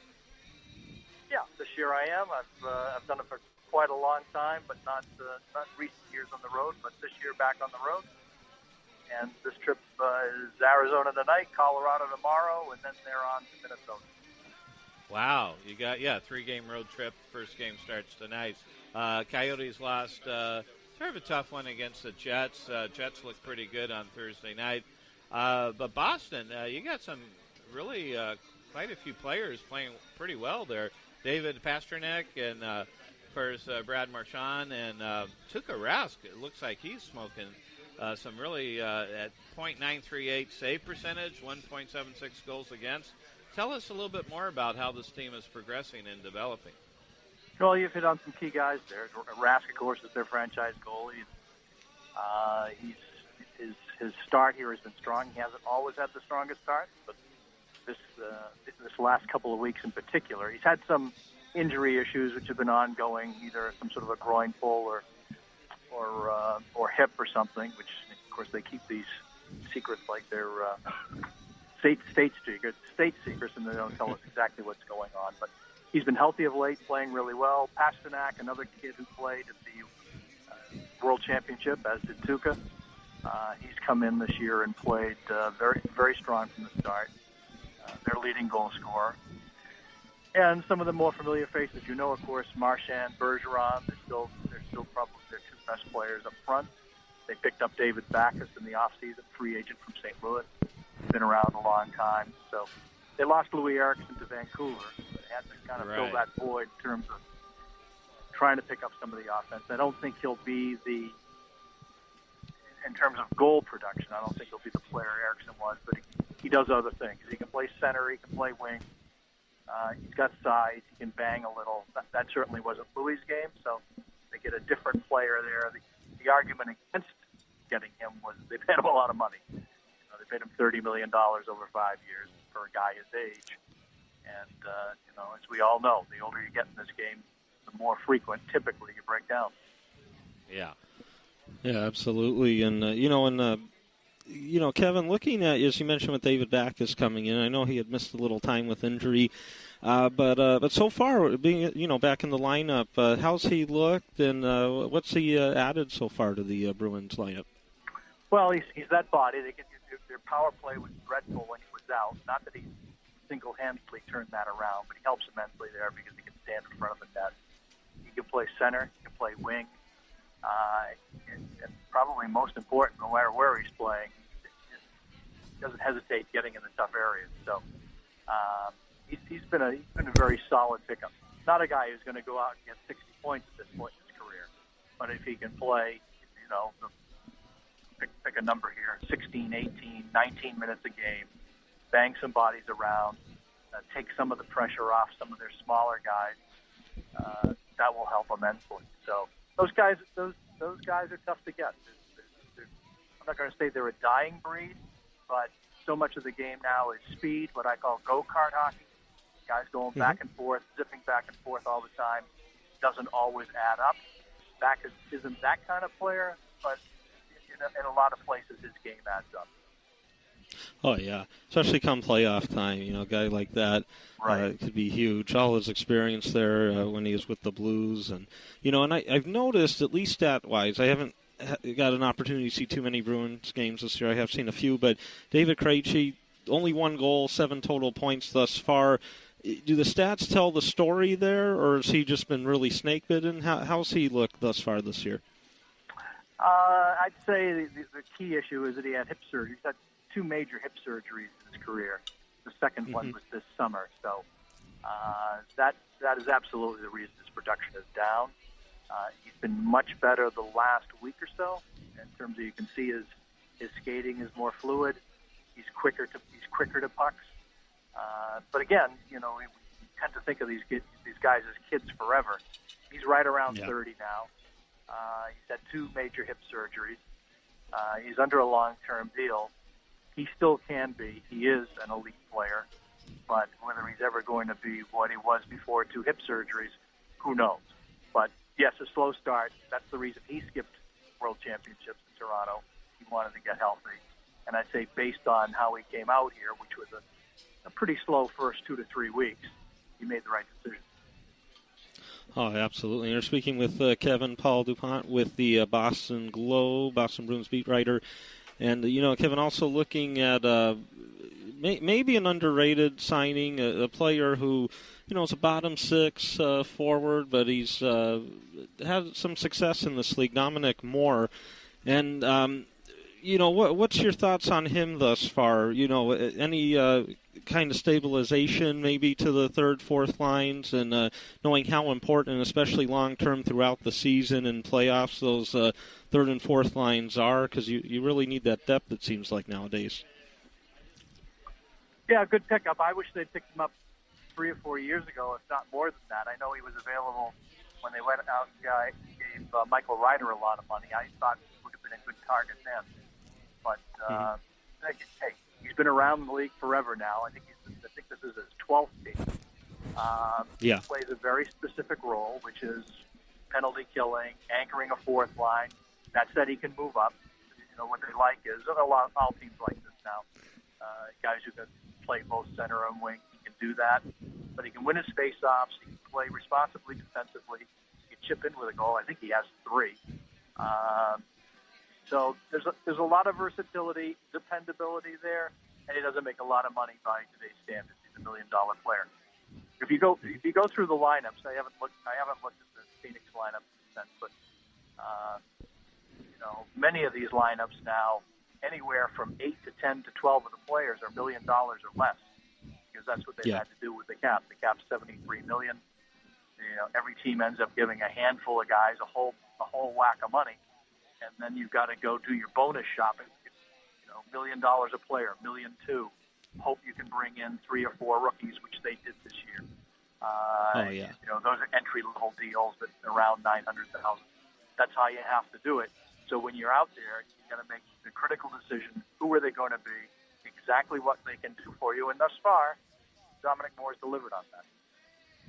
Oh yeah, no, and that's big. Yeah, like you said, with the cap situations around the league, sort of a new game as we've seen, where it's that situation with those young guys and veterans, on minimum type of deals, getting stuff done, and kind of looking. You mentioned at the beginning, you talked a little bit about David Pasternak, and obviously great start to the year, very good young player.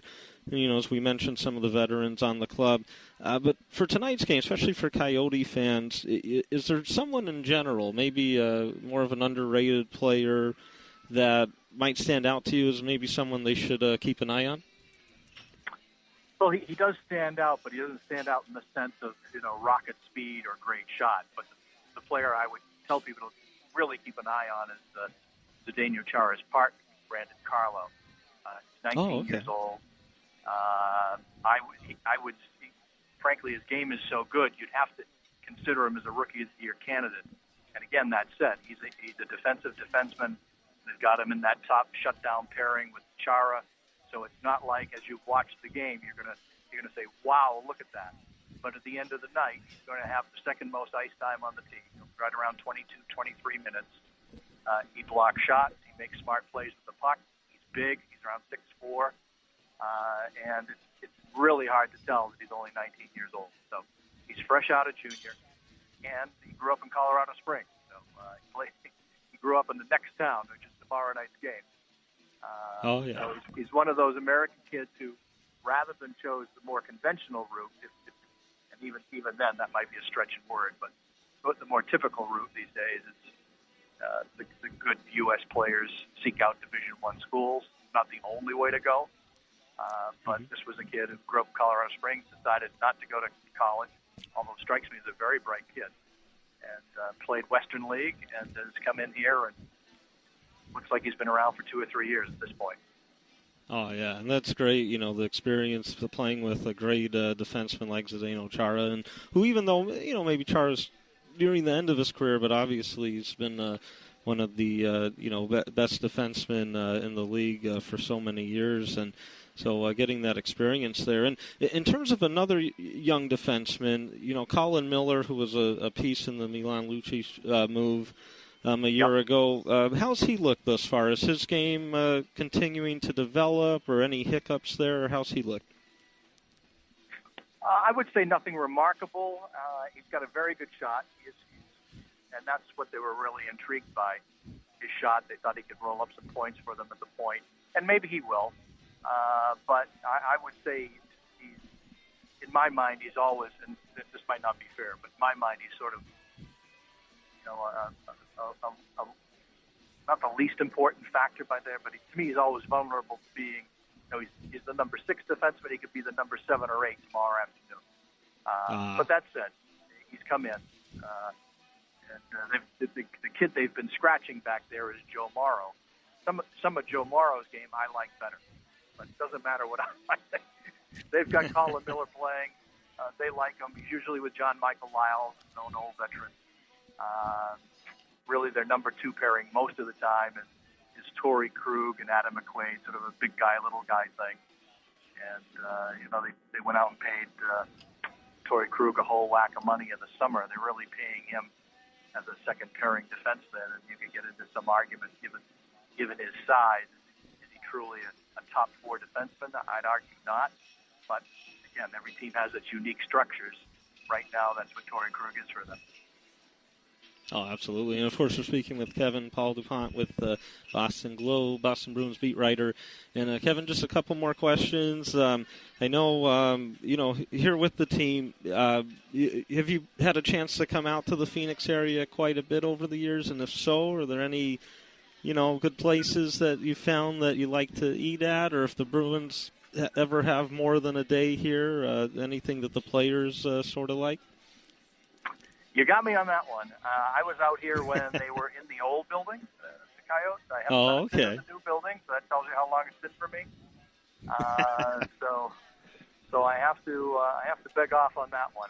That said, I will say, how many millions of others say because they live here.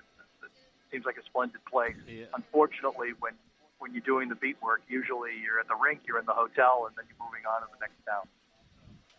Wow, so you haven't been to the new building in Glendale then? Right, either of I have not. I was there for a Super Bowl. Yeah. Next door, right?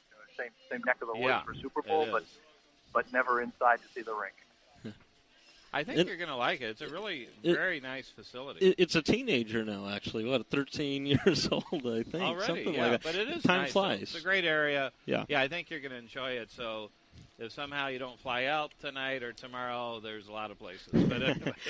And Kevin, before we let you go, one last question. With the Bruins, their style of play, what should we expect tonight? Because for so many years, it seemed like, with the playoff success from before, a big lineup, things along those lines. But what type of style do the Bruins play? Still kind of that similar style, or has things changed up a little bit? That's a great question. So there's still some probably old time hockey fans who keep that brand image in mind of the big bad Bruins, and of course that went out 20 years ago. The way they won the Cup 5 years ago was by playing, what they like to call a heavy game, 5-on-5, punish people in the modern theme rather than going out and actually beating them up and chasing them into the stands. But playing heavy game 5-on-5, never finishing on the short end of 5-on-5.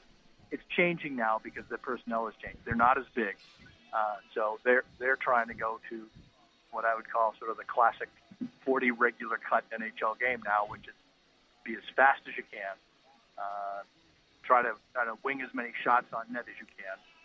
Some nights recently they've thrown 70 pucks at the net, maybe 35 or 40 land. So it's a quick, fast-paced, back and forth.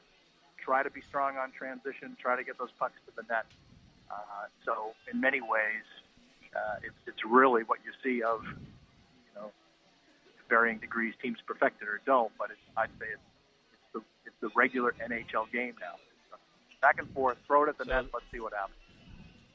So the days of Stan Jonathan are done. They are long gone, brother.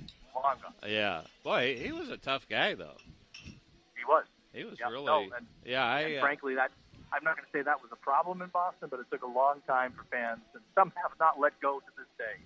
But it took a long time for a lot of fans to let go of the whole idea of having tough guys in the lineup, and as entertaining as they were, be it Stan Jonathan or John Swensink or Terry O'Reilly, that all went away, and frankly, that's left the league.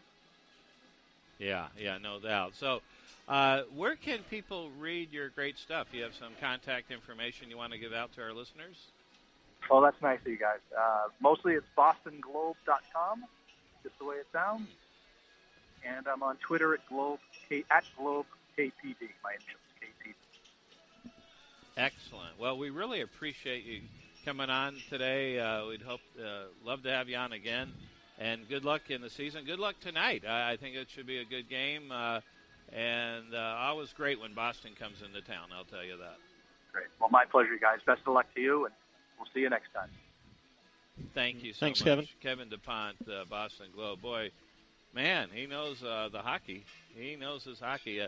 I love talking to, so many people, but from the East Coast, it's like,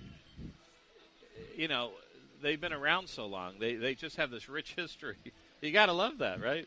Oh, yeah, absolutely. Yeah, no, I mean, when you have that with, original 6 teams and just, all these great cities out there, yeah, it's fantastic. And Incredible. It's always fun, I mean, to see. Because, even here, in Arizona, the Phoenix area, you have a lot of folks from the East Coast and Canada, especially this time of year, out here.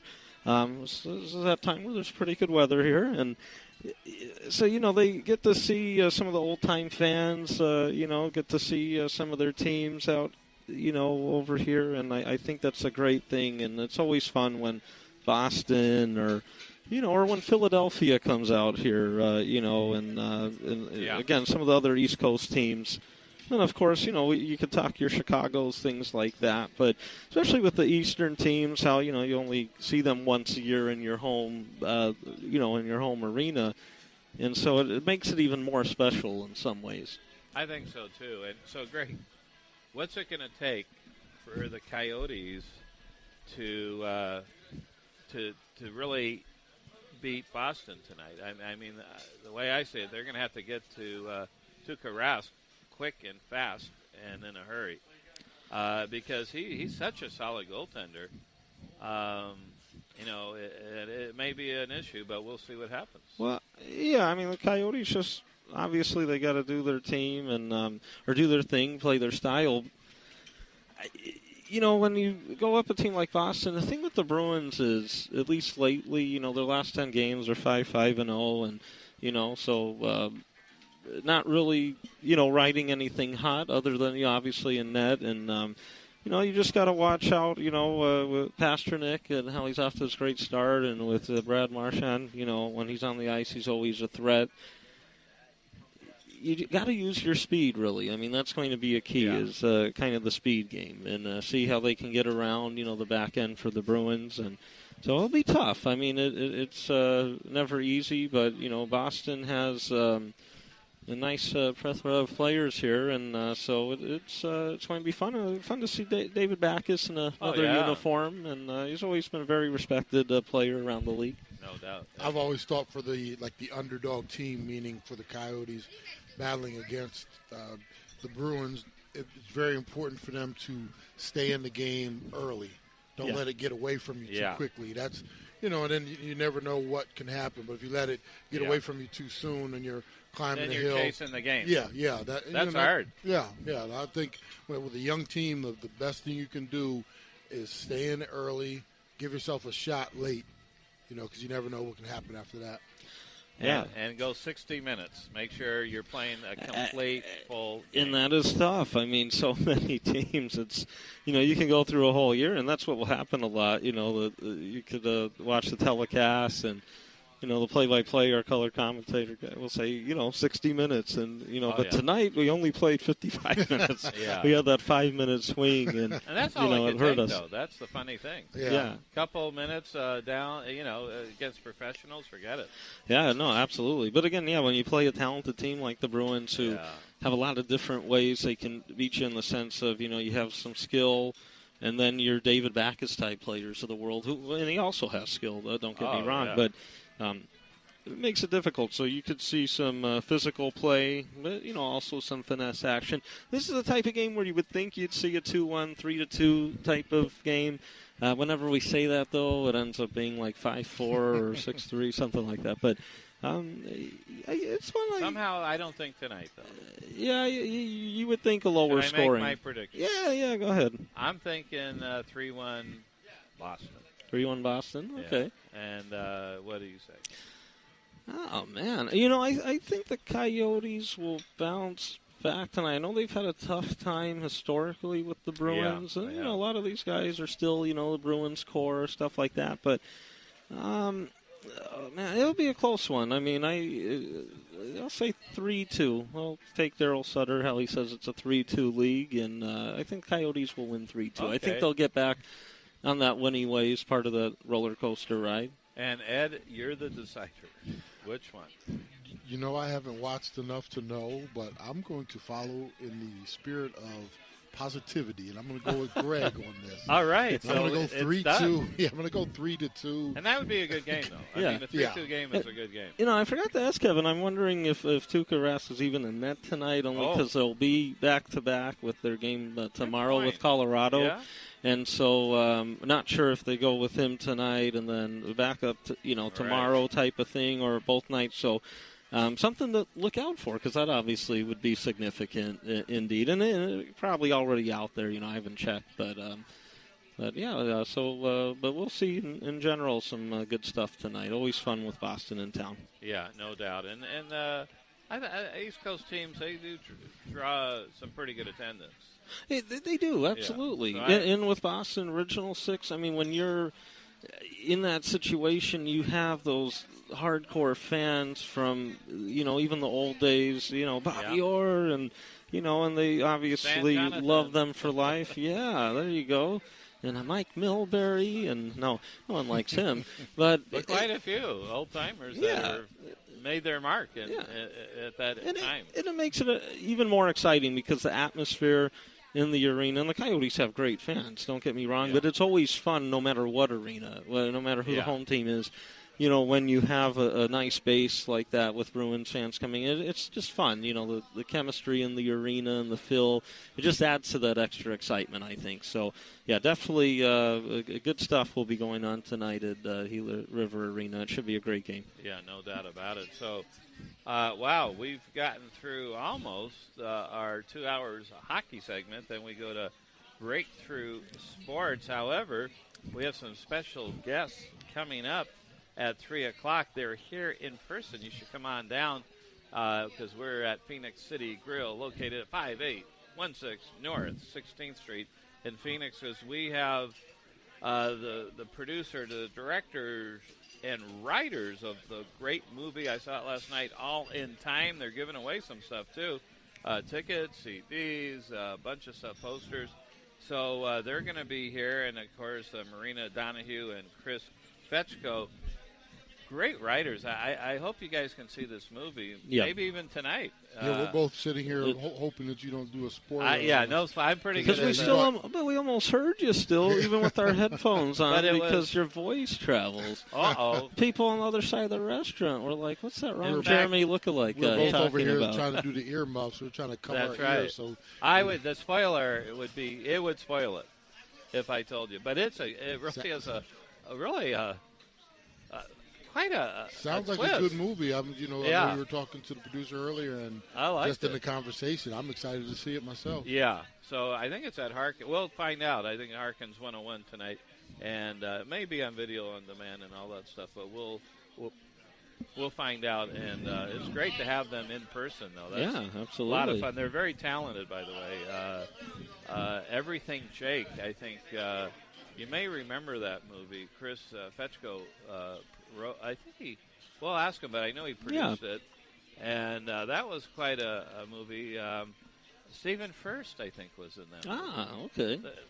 So we got something to talk about. Yeah. And Phyllis Diller. You remember Phyllis Diller? Yeah, I remember Phyllis Diller. Yeah. Well, we'll talk about what they've Dave done. always had a crush on her back in the day. No way. If there was food and Phyllis Diller, definitely the food would win. Right. Oh, the food always wins anyway. So we'll see what happens. Big old shrimp have been sitting over there looking you in the eye for. Man, those are really good. Delicious How's the chili, salad. by the way? The chili is fantastic. Oh, those. I already polished off the eggplant bites. That was good, huh? That plate is gone. I meant to save you guys at least one so you could test them out, but I just couldn't stop myself. I don't blame you. And Greg, I had that salad, I think. The Bethany Hall Thursday. one? Yeah. I changed mine up a little. Oh. No peanut sauce, and I went with some ranch dressing. Okay. Looks sure. amazing, though. It's a good salad.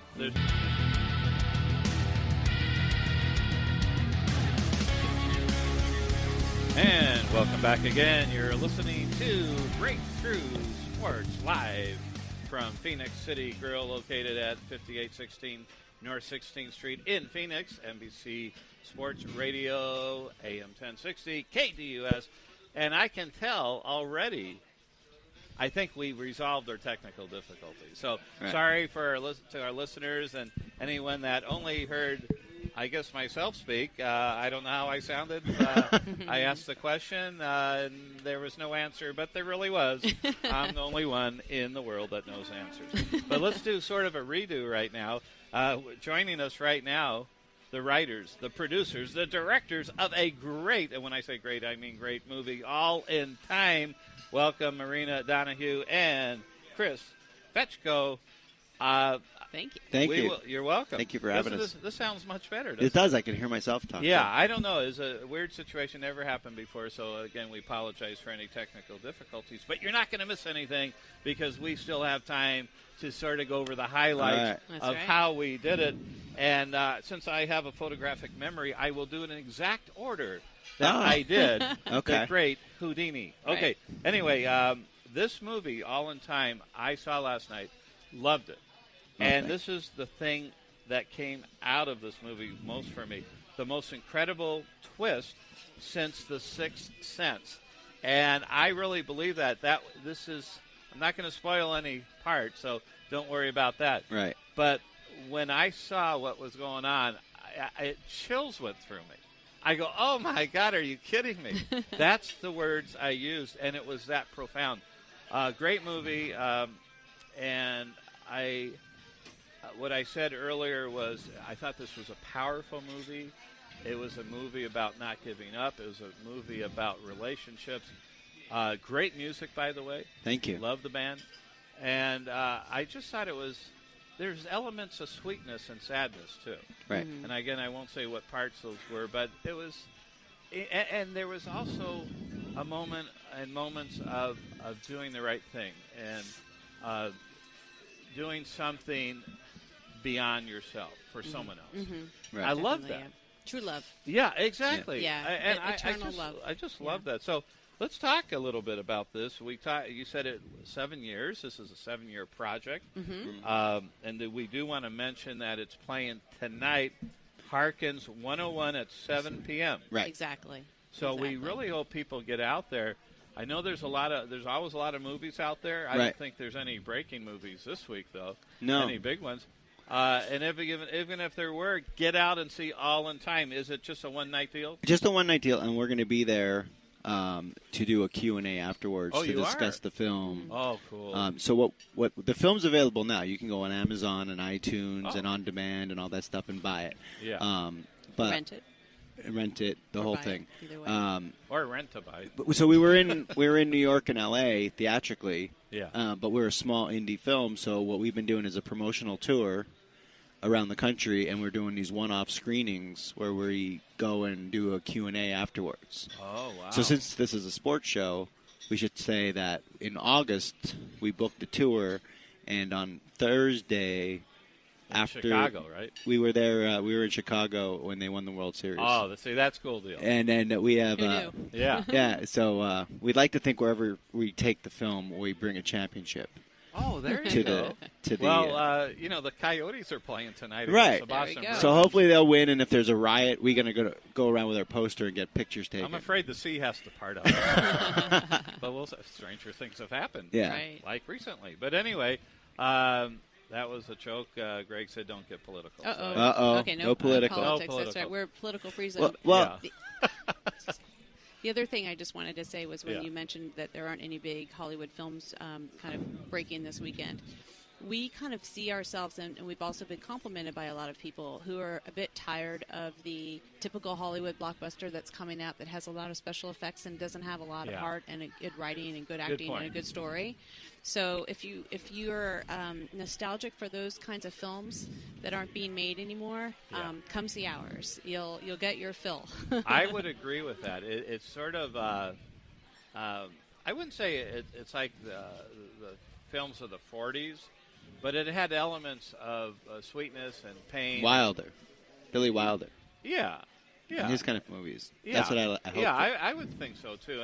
But it's definitely a movie I think most people can relate to. I think they'll see this as something relatable where, I think the lead guy, Charlie, was a banker. Right. And, didn't seem too enchanted with his job. Right. And you always have to go for your passion. So there's an element of that. People all across America saying, I hate my job, right? Right. Except, Donald Trump. I think he's going to love it. But the thing is... We can't get political. I know. I don't think we had a chance to explain what the movie's about. Yeah, let's explain that. Right. On the do-over, because we did try... Yeah. Well, I always like to say, in my elevator pitch, it's basically Jerry Maguire, but set in the music business. Yeah, that's a good point. Which that's my... I had 5 seconds to explain it. It's about because that was about a sports agent, Yeah, but it was set in the sports world. But he moved to his own biz. With this film, it's about a guy who quits his job to follow his passion of managing his favorite rock and roll band back home. Yeah. And obviously, when you just like Jerry Maguire, when you go out on your own and you follow your dreams, it's not always a smooth ride. Love is a complicated thing, so forth. Marina, I'll let you chime in from there, but that's sort of like my elevator pitch. And you had me at Jerry Maguire. Yeah, okay. You had me at hello. So I would agree. That's a pretty good analogy, and that was a fabulous film too, by the way. Yeah, I love Cameron That Crowe. doesn't have a twist like you do, though. Right. That's for sure. So, Marina, how would you appropriately describe? Yes, definitely. What we were saying before when the mics weren't working was that this is based on a true story. Chris really did quit his job in New York City to move home to Wilkes-Barre, Pennsylvania, to manage a band that he had been following for years. And he convinced them to let him manage them, and he dedicated his life to them and wanted to make sure their music got heard.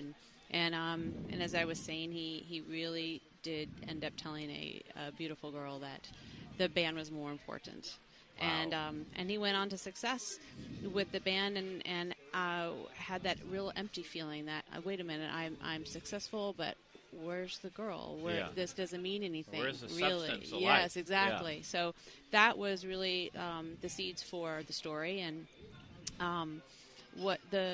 when I was able to come in and help him with the story, I wanted to make sure that the girl had her own passions and dreams and fears and challenges and feelings. And makes sense. Yeah, I mean, and what's kind of fun about our film is that it really reaches to both men and women on an equal level. You were touched by it. There's plenty of women who are touched by it and who are actually very motivated and inspired. Yeah. Because our female characters are very strong, and they hold their own, and so that was fun, and that Chris and I got to each write from an authentic point of view our own experiences in relationships. So we've got the men is from Mars and women are from Venus type of a situation going on. Collaboration. Sure, yeah, and it makes it, and it's real. There's no doubt. Now, let me ask you a personal question. Writing, together like that, did you ever have strong opinions about? Oh no, that shouldn't be. Or we were fighting on the drive down. Really? We're still fighting about the script. You're both smiling. No. But I mean that happens. But how do you resolve that if it's strong enough? We allowed each other that he had to trust me that this really is what women would say and do. I think you hit it right on. By the way. Yeah. Yeah. And I trusted him that that's what men would say and do. And so, we wrote the dialogues for each of our characters in a way that we just trusted each other. And no, there's no right or wrong when you're writing or when you're making a movie. Nobody knows. So many people think they have a hit on their hands for sure, and they release it and it fails. Right. So you just never know. Business, so it's just trusting and going with your instincts. It's a tough business, but when you make a film, there's so many people it's like 600 people listed in the credits. So a lot of people. As the film grows, we get more and more momentum and people that boost you up and all that stuff. Yeah, and the first time we tried this, we had some technical difficulties in the first segment. So don't give up if when you hear the replay of this, know that we're going to do a redo. Although we should probably put that in the beginning of the first segment. It's not the first time me talking was referred to as white noise. So. Oh, there we go. But some of the lines in here were really good. And I mentioned that where they had the scene with the parents eating lunch or dinner. It's not always about the money, and the kid said, or Charlie I think said, and the dad said, it is when you don't have it. And, it touches on a lot of reality. These are really good lines that you put in here. Life is always about the detours. And if you think about that, that makes a lot of sense. How do you handle the detours is really the key. Sure. I mean, anyone can go through life if life is perfect. Right. And that's not the purpose of life, to have a perfect life. It's to build a stronger ship during the storm period. Mm-hmm. And it's always going to be stormy with hurricanes. How do you build a stronger ship? Exactly. And I think that has I've never heard that analogy before. I like that. That's true. Yeah. And for most people, they don't really make their stronger ship until it's a little bit too late. Yeah. And then they sink like the perfect storm, unfortunately. Right, and you right. saw, who was it, George Clooney? And they all, we were inspired by that. We wanted to make the anti-perfect. No. But this is really a tremendous film. You're tremendous talent. Now, I think, Chris, you, Everything Jake. Everything's Jake, yeah. You wrote that? Yeah, I co-wrote that with a guy named Matthew Mealy. Very cool. Now, that did pretty well, didn't it? Yeah, Warner Brothers released it. But that was a film that we finished in 2000.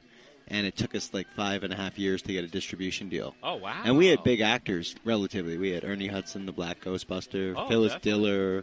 Did you see that film? I don't know. I can't remember if I did or not, but I'll tell you why this was recognizable. One of your cast members is a friend of mine, Stephen First. Oh, really? Animal House. Yeah. Flounder. He's had a pretty good career in himself. He's behind the camera now. He's directing more. With his son, let's see, I'm trying to remember. He has two sons. But anyway, he was great to work with. Yeah, Steven's great. But he's done well. Yeah. And of course, Marina, you know, National Geographic, Reader's Digest Home Video. You've done a lot of good stuff too. And yes. You got to feel proud of yourself. I do. Well, I'm very proud of this film, really. And this is an accomplishment. This is my baby, yeah, definitely for sure. Or our baby, I should say. She did a web series too. I did a web series. Oh, Sam Shepard. I have to. Oh, that's a different film, actually. That's I've got a couple short films going He's now. a great actor, by the way. Well, but I do have to give a plug for my daughter, who plays the waitress. And the waitress scene who comes up, the restaurant scene that we were just talking about earlier. Careful of the spoilers. Yeah, and she interrupts an important conversation. Okay, gotcha. Yes. Gotcha. She always gets a good laugh. Anyway, I did a web series for her, which is a lot of fun. It's called it's dramathewebseries.com if you want to check it out. Excellent. Yeah, that came out really well. Well, let's have you on for a few more minutes after the break, since there's some technical difficulties in the beginning. Okay. We are live from Phoenix City Grill, located at 5816 North 16th Street in Phoenix. Of course, this is NBC Sports Radio, AM 1060 KDUS.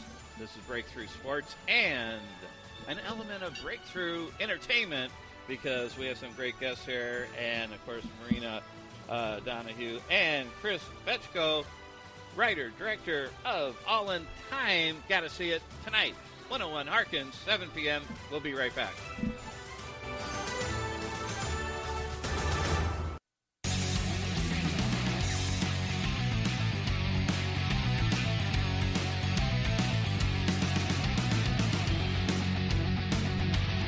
And welcome back again. You're listening to Breakthrough Sports live at Phoenix City Grill, located at 5816 North 16th Street in Phoenix, Arizona.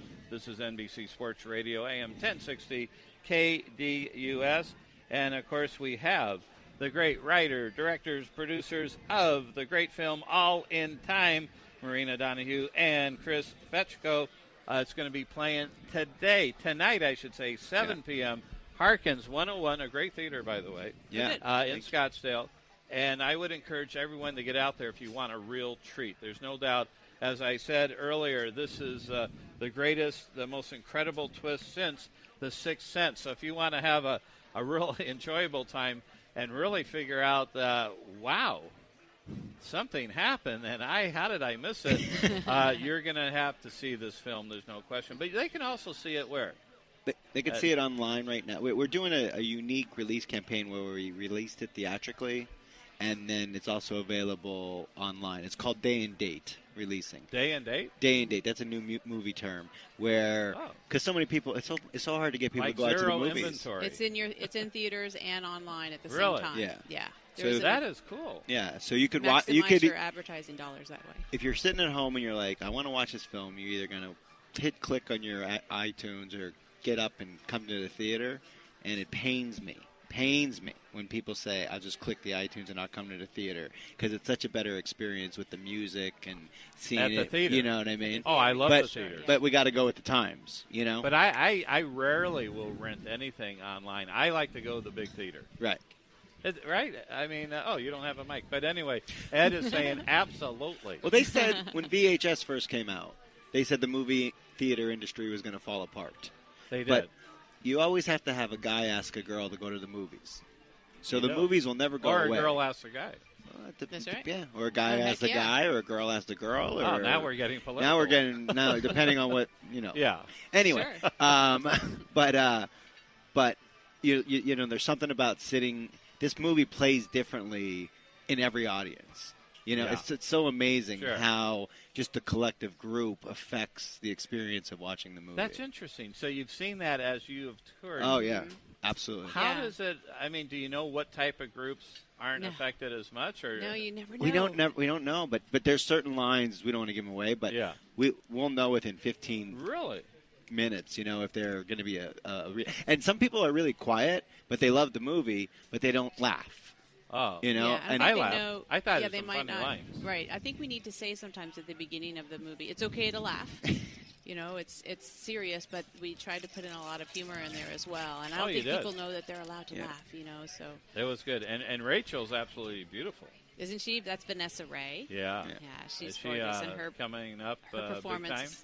Oh, it's a good performance. Amazing performance. She is. She's in Pretty Little Liars. Oh. And I didn't know. And Blue Bloods. She's really? in Blue Bloods, yeah. Oh, and she's been in lots of television and very cool. And movies, yeah. Very, she's incredibly very nice. talented, sweetheart too in real life. So the bonus for tonight, when you come to the movies, Harkins 101, right, and see the movie 7 p.m. Afterwards, both of you will be there for a Q&A. How it doesn't get better than that. That's right. I mean, that's really cool. Yeah. Mm-hmm. Wow. The first couple were scary because we weren't sure if people were going to throw things at us or not. No. You know, but now we're comfortable enough. We've shown the film enough where people are excited. And people are buying the soundtrack as they're downloading it as they're leaving the audience because the music is that good. Mm-hmm. Oh, the music's great. Yep. There's no doubt. I really enjoyed that. Yeah. So, where are you off to next? I mean, how many more months will you be on the road? Till another month. We're till like the middle of December, and then we'll take the holidays off. Yeah. Yeah. So we go to Denver, and then back to Philadelphia, and then to Seattle, Portland, San Francisco, San Diego, and then again back to Pennsylvania to where we shot, Lancaster. To end where we shot the tour.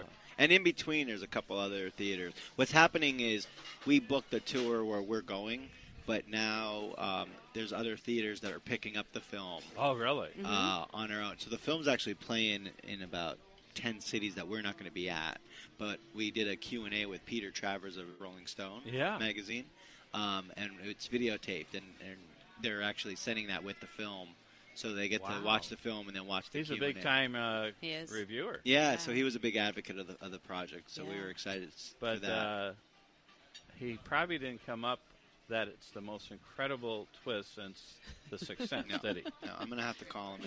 We're waiting for the quote from him, actually. We're waiting for the quote from him. But he, when he did the Q&A, the twist was the first thing he screamed out. He's like, as a critic, I can't give away. Oh, yeah. No, you can't. Spoilers, so he's like, I'm so happy to just scream it out, you know, what happens. Yeah. You know, it's one of the things I wanted to stress is the music is a character in this movie. Oh, it's not just... I would agree. And we really put a lot of time and effort into having the music be authentic. So if you like music of any genre... Oh, it's good. You're going to appreciate that. And as you said, it's very unpredictable, and it hits all demographics. It does. And music is so accessible to all ages. Yeah, Mm-hmm. It is indeed. And we didn't write a drama or a comedy. That's why it always plays different. It's just about life. Yeah. And life, Monday sometimes sucks. Tuesday is one of the best days of your life, and Wednesday you're back down again. And that's what this movie is. It's a roller coaster ride that's fun, and it puts you through every emotion. And very inspiring. I really think so, too. And, again, the movie is all in time. Our guests, Chris Pacheco and Marina Donahue, the writers, directors, producers of this movie. I really appreciate you coming down today. Thank you. Everyone, when you get a chance, tonight, show up. Harkins, 101, 7 p.m. You'll meet these two great people, Marina and Chris. And the website. Yeah, let's go to the website. www.allintimefilm.com. Perfect. You could get all the information on tickets, watch the trailer, all that stuff. And if you can't make it out tonight, watch it online and go on our Facebook page, like us, we're online, the whole thing. Excellent. Thank you both for coming in, and I hope we talk again. We're NBC Sports Radio, AM 1060, KDUS, Phoenix City Grill, 16th Street in Bethany and Holmes. Come on down. We're here till 4, but they're here till 10. We'll be right back. Tune in to Totally Fit Radio this Saturday at 7 a.m. and get fit with Tony and Michelle, or podcast past shows at TotallyFitRadio.com. Totally Fit Radio is presented by Total U Fitness.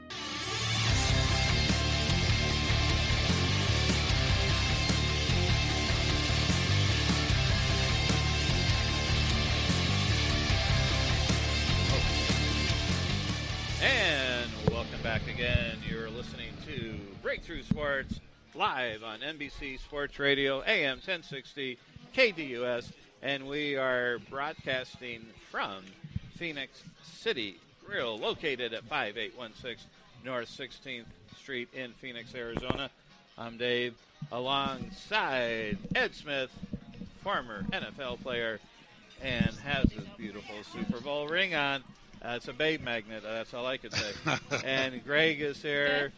And now we have Callie. I'm going to say her first name. You say her last name. I'm not even going to try that. Let me see if I can say it. No. Okay. You say it. Callie Farquharson. That's what I thought. Yes.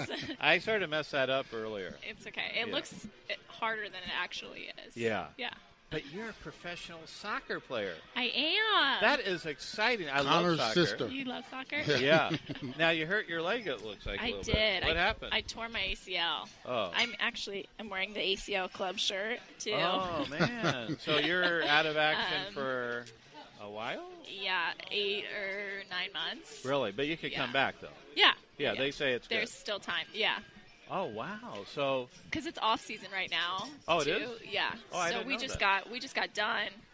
Wow. About a month or so ago. Yeah. And so I have all this time to recover, and I'll probably miss the very beginning of season, but I'll be back.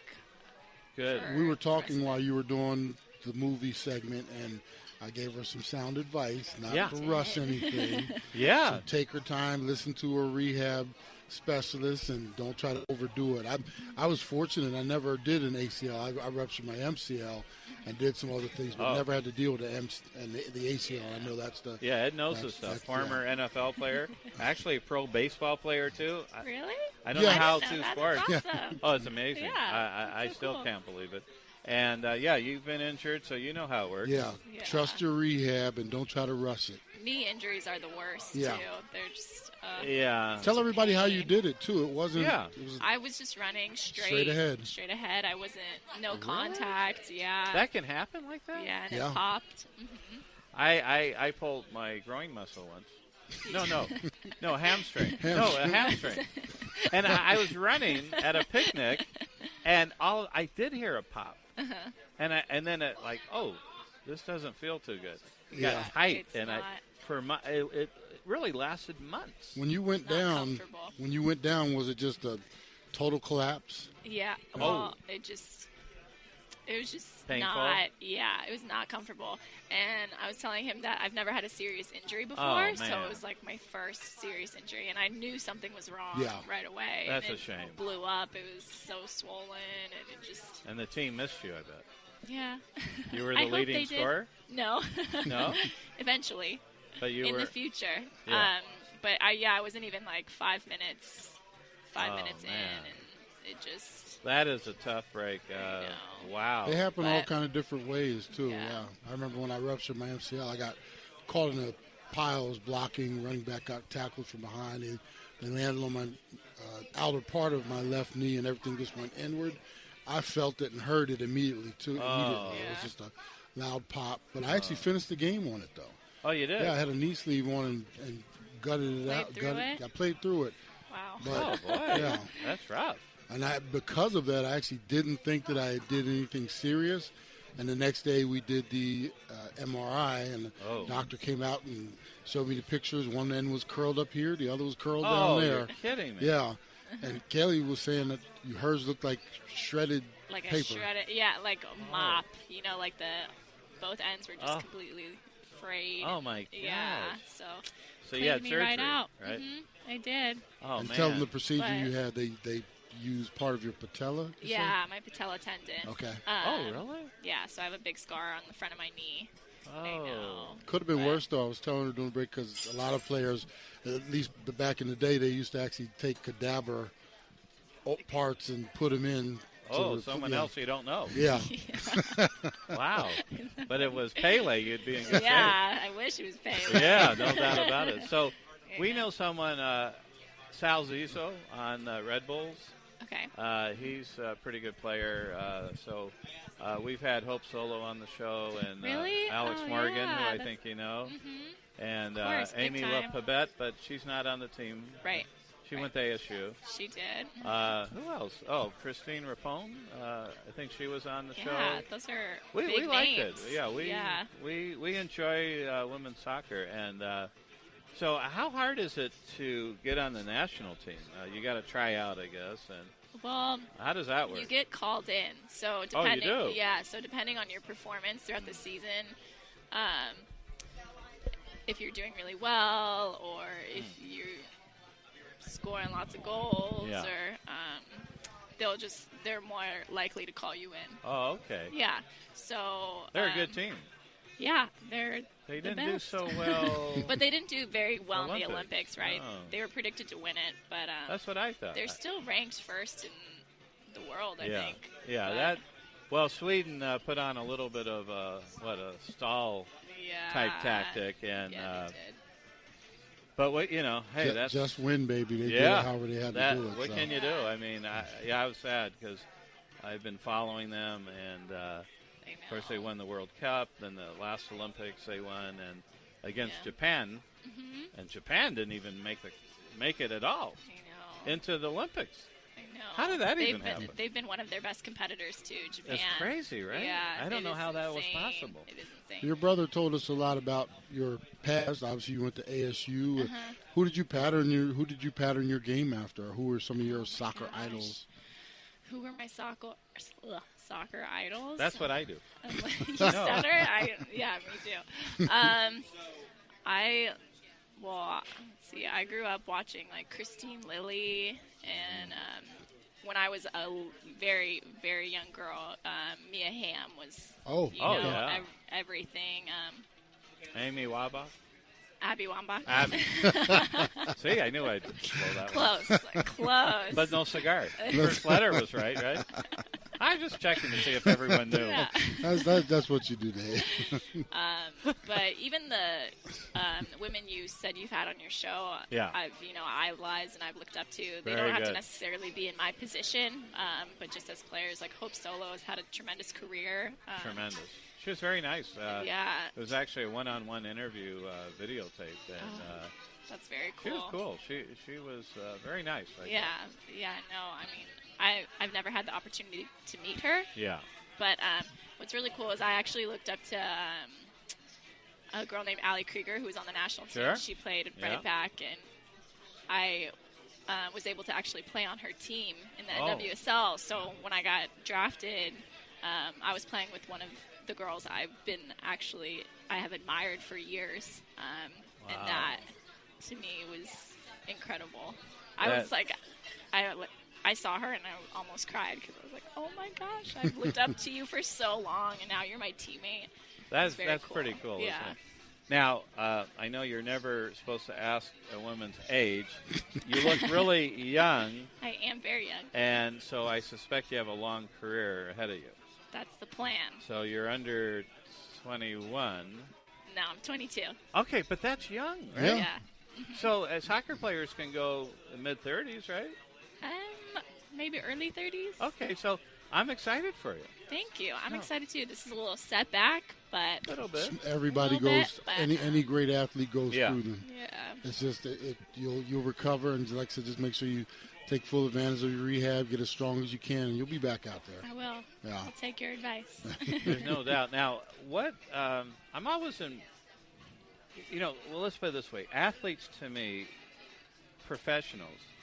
In any sport, it doesn't matter, to reach that high level of being a professional is remarkable to me. Their mindset, their physical being, their belief system, everything has to sync up.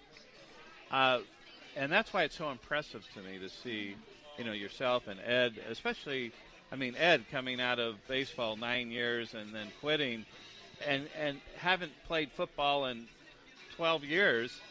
And he makes NFL. It's like, are you kidding me? How is that even possible? Ed can do it, and he did do it. So I'm thinking do you remember growing up and you had this just burning desire to be a professional soccer player? Yeah, well, as a little girl, everyone's like, oh, I want to be a pro soccer player. And then when I was in high school, I don't think there was a professional team. And when I was in college, there wasn't a pro league. Yeah. So it's really hard to, look forward to becoming a professional soccer player when your only options are probably overseas. So when I was in college, they started the NWSL. So it actually gave me something to look forward to and push for. So I'm thankful that they started the league up again. Yeah, because they had some issues. Right. I think this is the longest it's survived. And usually they fold. Usually the leagues fold in like 4 years I or so. know. And they really have to have this outlet for women professionals, whether it's the WNBA, which seems to be doing pretty well, and the soccer, that they got to find out, figure out a way to keep these leagues going, because there's so many wonderful professional women out there that will just make them shine even more in the right setting. There's only one national team. Not everyone can make it. So you need a league to blossom, right? Now, did you have, would you call it an advantage or disadvantage having two older brothers? Because we asked Connor earlier, whether he took it easy on you, and he said, no way. No way. They probably did. toughened you up a little bit, didn't they? They did. I bet they did. I think it's a big advantage, to have them. They were such good role models, too. Mm-hmm. My older brother, type A, like whatever he sets his mind to, he'll accomplish. So he was always pushing to be the best. And Connor, too, he was just so motivated, and just seeing them being so motivated helped me. And, they were rough with me. They never took it easy. So I was very competitive. I always wanted to beat them. Oh, good. Did you ever beat them? Depends on the sport.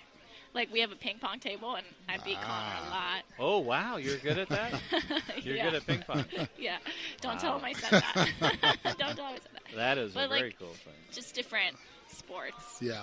Well, 14 million people just heard it. I don't know how many. We have to give Connor some props. So he just got engaged. He didn't even tell us. Yeah. Connor just got engaged? Not just now, but he's. Do you like the fiance? I do. I love her. Good. So that's. He knows we're talking about him. I saw him. I'm very happy she's a part of the family. Well, that's good. Yeah. That's good. How about you? You are going out with anyone? No, currently I'm not. And I think that's smart. I think focus, right, Ed, on your profession. All things You're in way moderation. too young to get involved. Okay. Right? Am I right? Well, all things in moderation. She's young. She can have fun, and when the time is right, well, that's a it'll different be program. right. I want to hear these stories. But no, because it could be, well, I don't know. Is it distracting if you're going out? No, you have to have balance. That's what it's all about. As an athlete, depends on the person. Yeah. If you have a supportive person, that's sort of cool, right? Yeah. Wow. And even the athlete themselves, they just have to have balance. You can't throw everything into one basket and ignore other things. So, as long as you have total balance in life, you're fine. That actually makes sense. Now, what's the closest city that you go to play for Washington? Houston or Portland. Perfect. Or is that what you're asking? Like from here? Yeah. Yeah, Houston or Portland. Then we're going to try to see some of your games. When does it start again? Yeah, we'd love to. Around April. But you probably not playing. I'm probably not playing till like June. So June. Okay, so that's not so bad. Yeah. I love watching soccer. I think it's. I'm looking forward to it. You're welcome. Well, we did really well this year. We made it to the finals, and we lost in penalty kicks, and we were up 2-1. It was unfortunate how it ended, but. Were you playing at the time, or no? Okay, no, you were wasn't. injured. Yeah, you got injured. What, about 5 months ago? I got injured or 2 months ago. 2 months. So okay. I'm pretty fresh. Yeah. Yeah. So you need to do your rehab, keep your mindset. Yes. And stay away from dating. and focus completely on your career. Okay. Hey, that's good advice, right? All right, balance. Balance. That's the word of the day, balance, which means something different to everyone. Yes. But it's really nice meeting you. It's sort of amazing. Thanks for having me. We're going to keep tracking you through Connor, and obviously we'll have you call in to the show why not? during the season. Yeah, just let us. We'll exchange numbers. Yeah, that would be good. I think so. And she's now a friend of the show. Yeah, you're a friend of the show. You can tweet us out. Thank you. Okay. Or something. And so we really hope you recover. Thank you. In a quick way, but a healthy, complete way. That's important. Yes. And we really appreciate you coming down. Thank you for having me. You're more than welcome. Thank you guys. We're about to, the show's almost over. We've got about maybe 2-3 minutes left. Yeah. And we had some great guests today. We had radio play-by-play guy for the Arizona Coyotes, Bob Heathouse. Thank you to him. Carl Pavek, 5 for Howling. Kevin DuPont from the Boston Globe. He was really interesting, very well-known beat writer for the Boston Bruins, who plays here tonight. So if you don't go see All in Time. All in Time. I'm thinking golf now. A hole in one. All in Time, Harkins 101, 7 p.m. I would suggest people go there. But the Coyotes are playing tonight. And, again, we had the writers, producers, and directors Marina Donahue and Chris Fetchko on, and now Callie, say your last name. Farquharson. It's true. I verified that is her name, and it's going to be the same until she gets married. Okay, balance. Remember balance. And Ed, thank you. Oh, it's always a pleasure, It's Dave. always cool having you. This is always a great time, a lot of fun. Yeah. And thank you, Greg, who's in a deep conversation with Marina right now, and he may want to be a film producer. And Crew, our great producer. Crew, thank you for always your great help and insight. And I know the first thing you're going to do after this show is eat your shrimp. Yeah, I've been looking at the shrimp for a while. Again, we're here at Phoenix City Grill. Come on down. They're open till 10. We're about to sign off. It's at 5816 North 16th Street in Phoenix. And you won't regret coming down here. It's starting to fill up. The bar's filling up. They got some TVs going. It's really a nice place. I'm sure they're going to have a nice packed house tonight with some of their great food. And it is great, I got to tell you. There's no If doubt. you come, try the chili and the eggplant bites. That's what I had. And the bacon-wrapped shrimp. Well, and the I haven't salad. tasted those yet. I might have to arm wrestle you. I know. It's very good. And so we will be – actually, we're not going to be on next Saturday. We preempted, I believe. So hopefully we'll see you in 2 weeks. Everyone have a great weekend. Have a good holiday season. It's coming up. We'll see you in 2 weeks for more real hockey talk and Breakthrough Sports live, NBC Sports Radio, 1060 KDUS.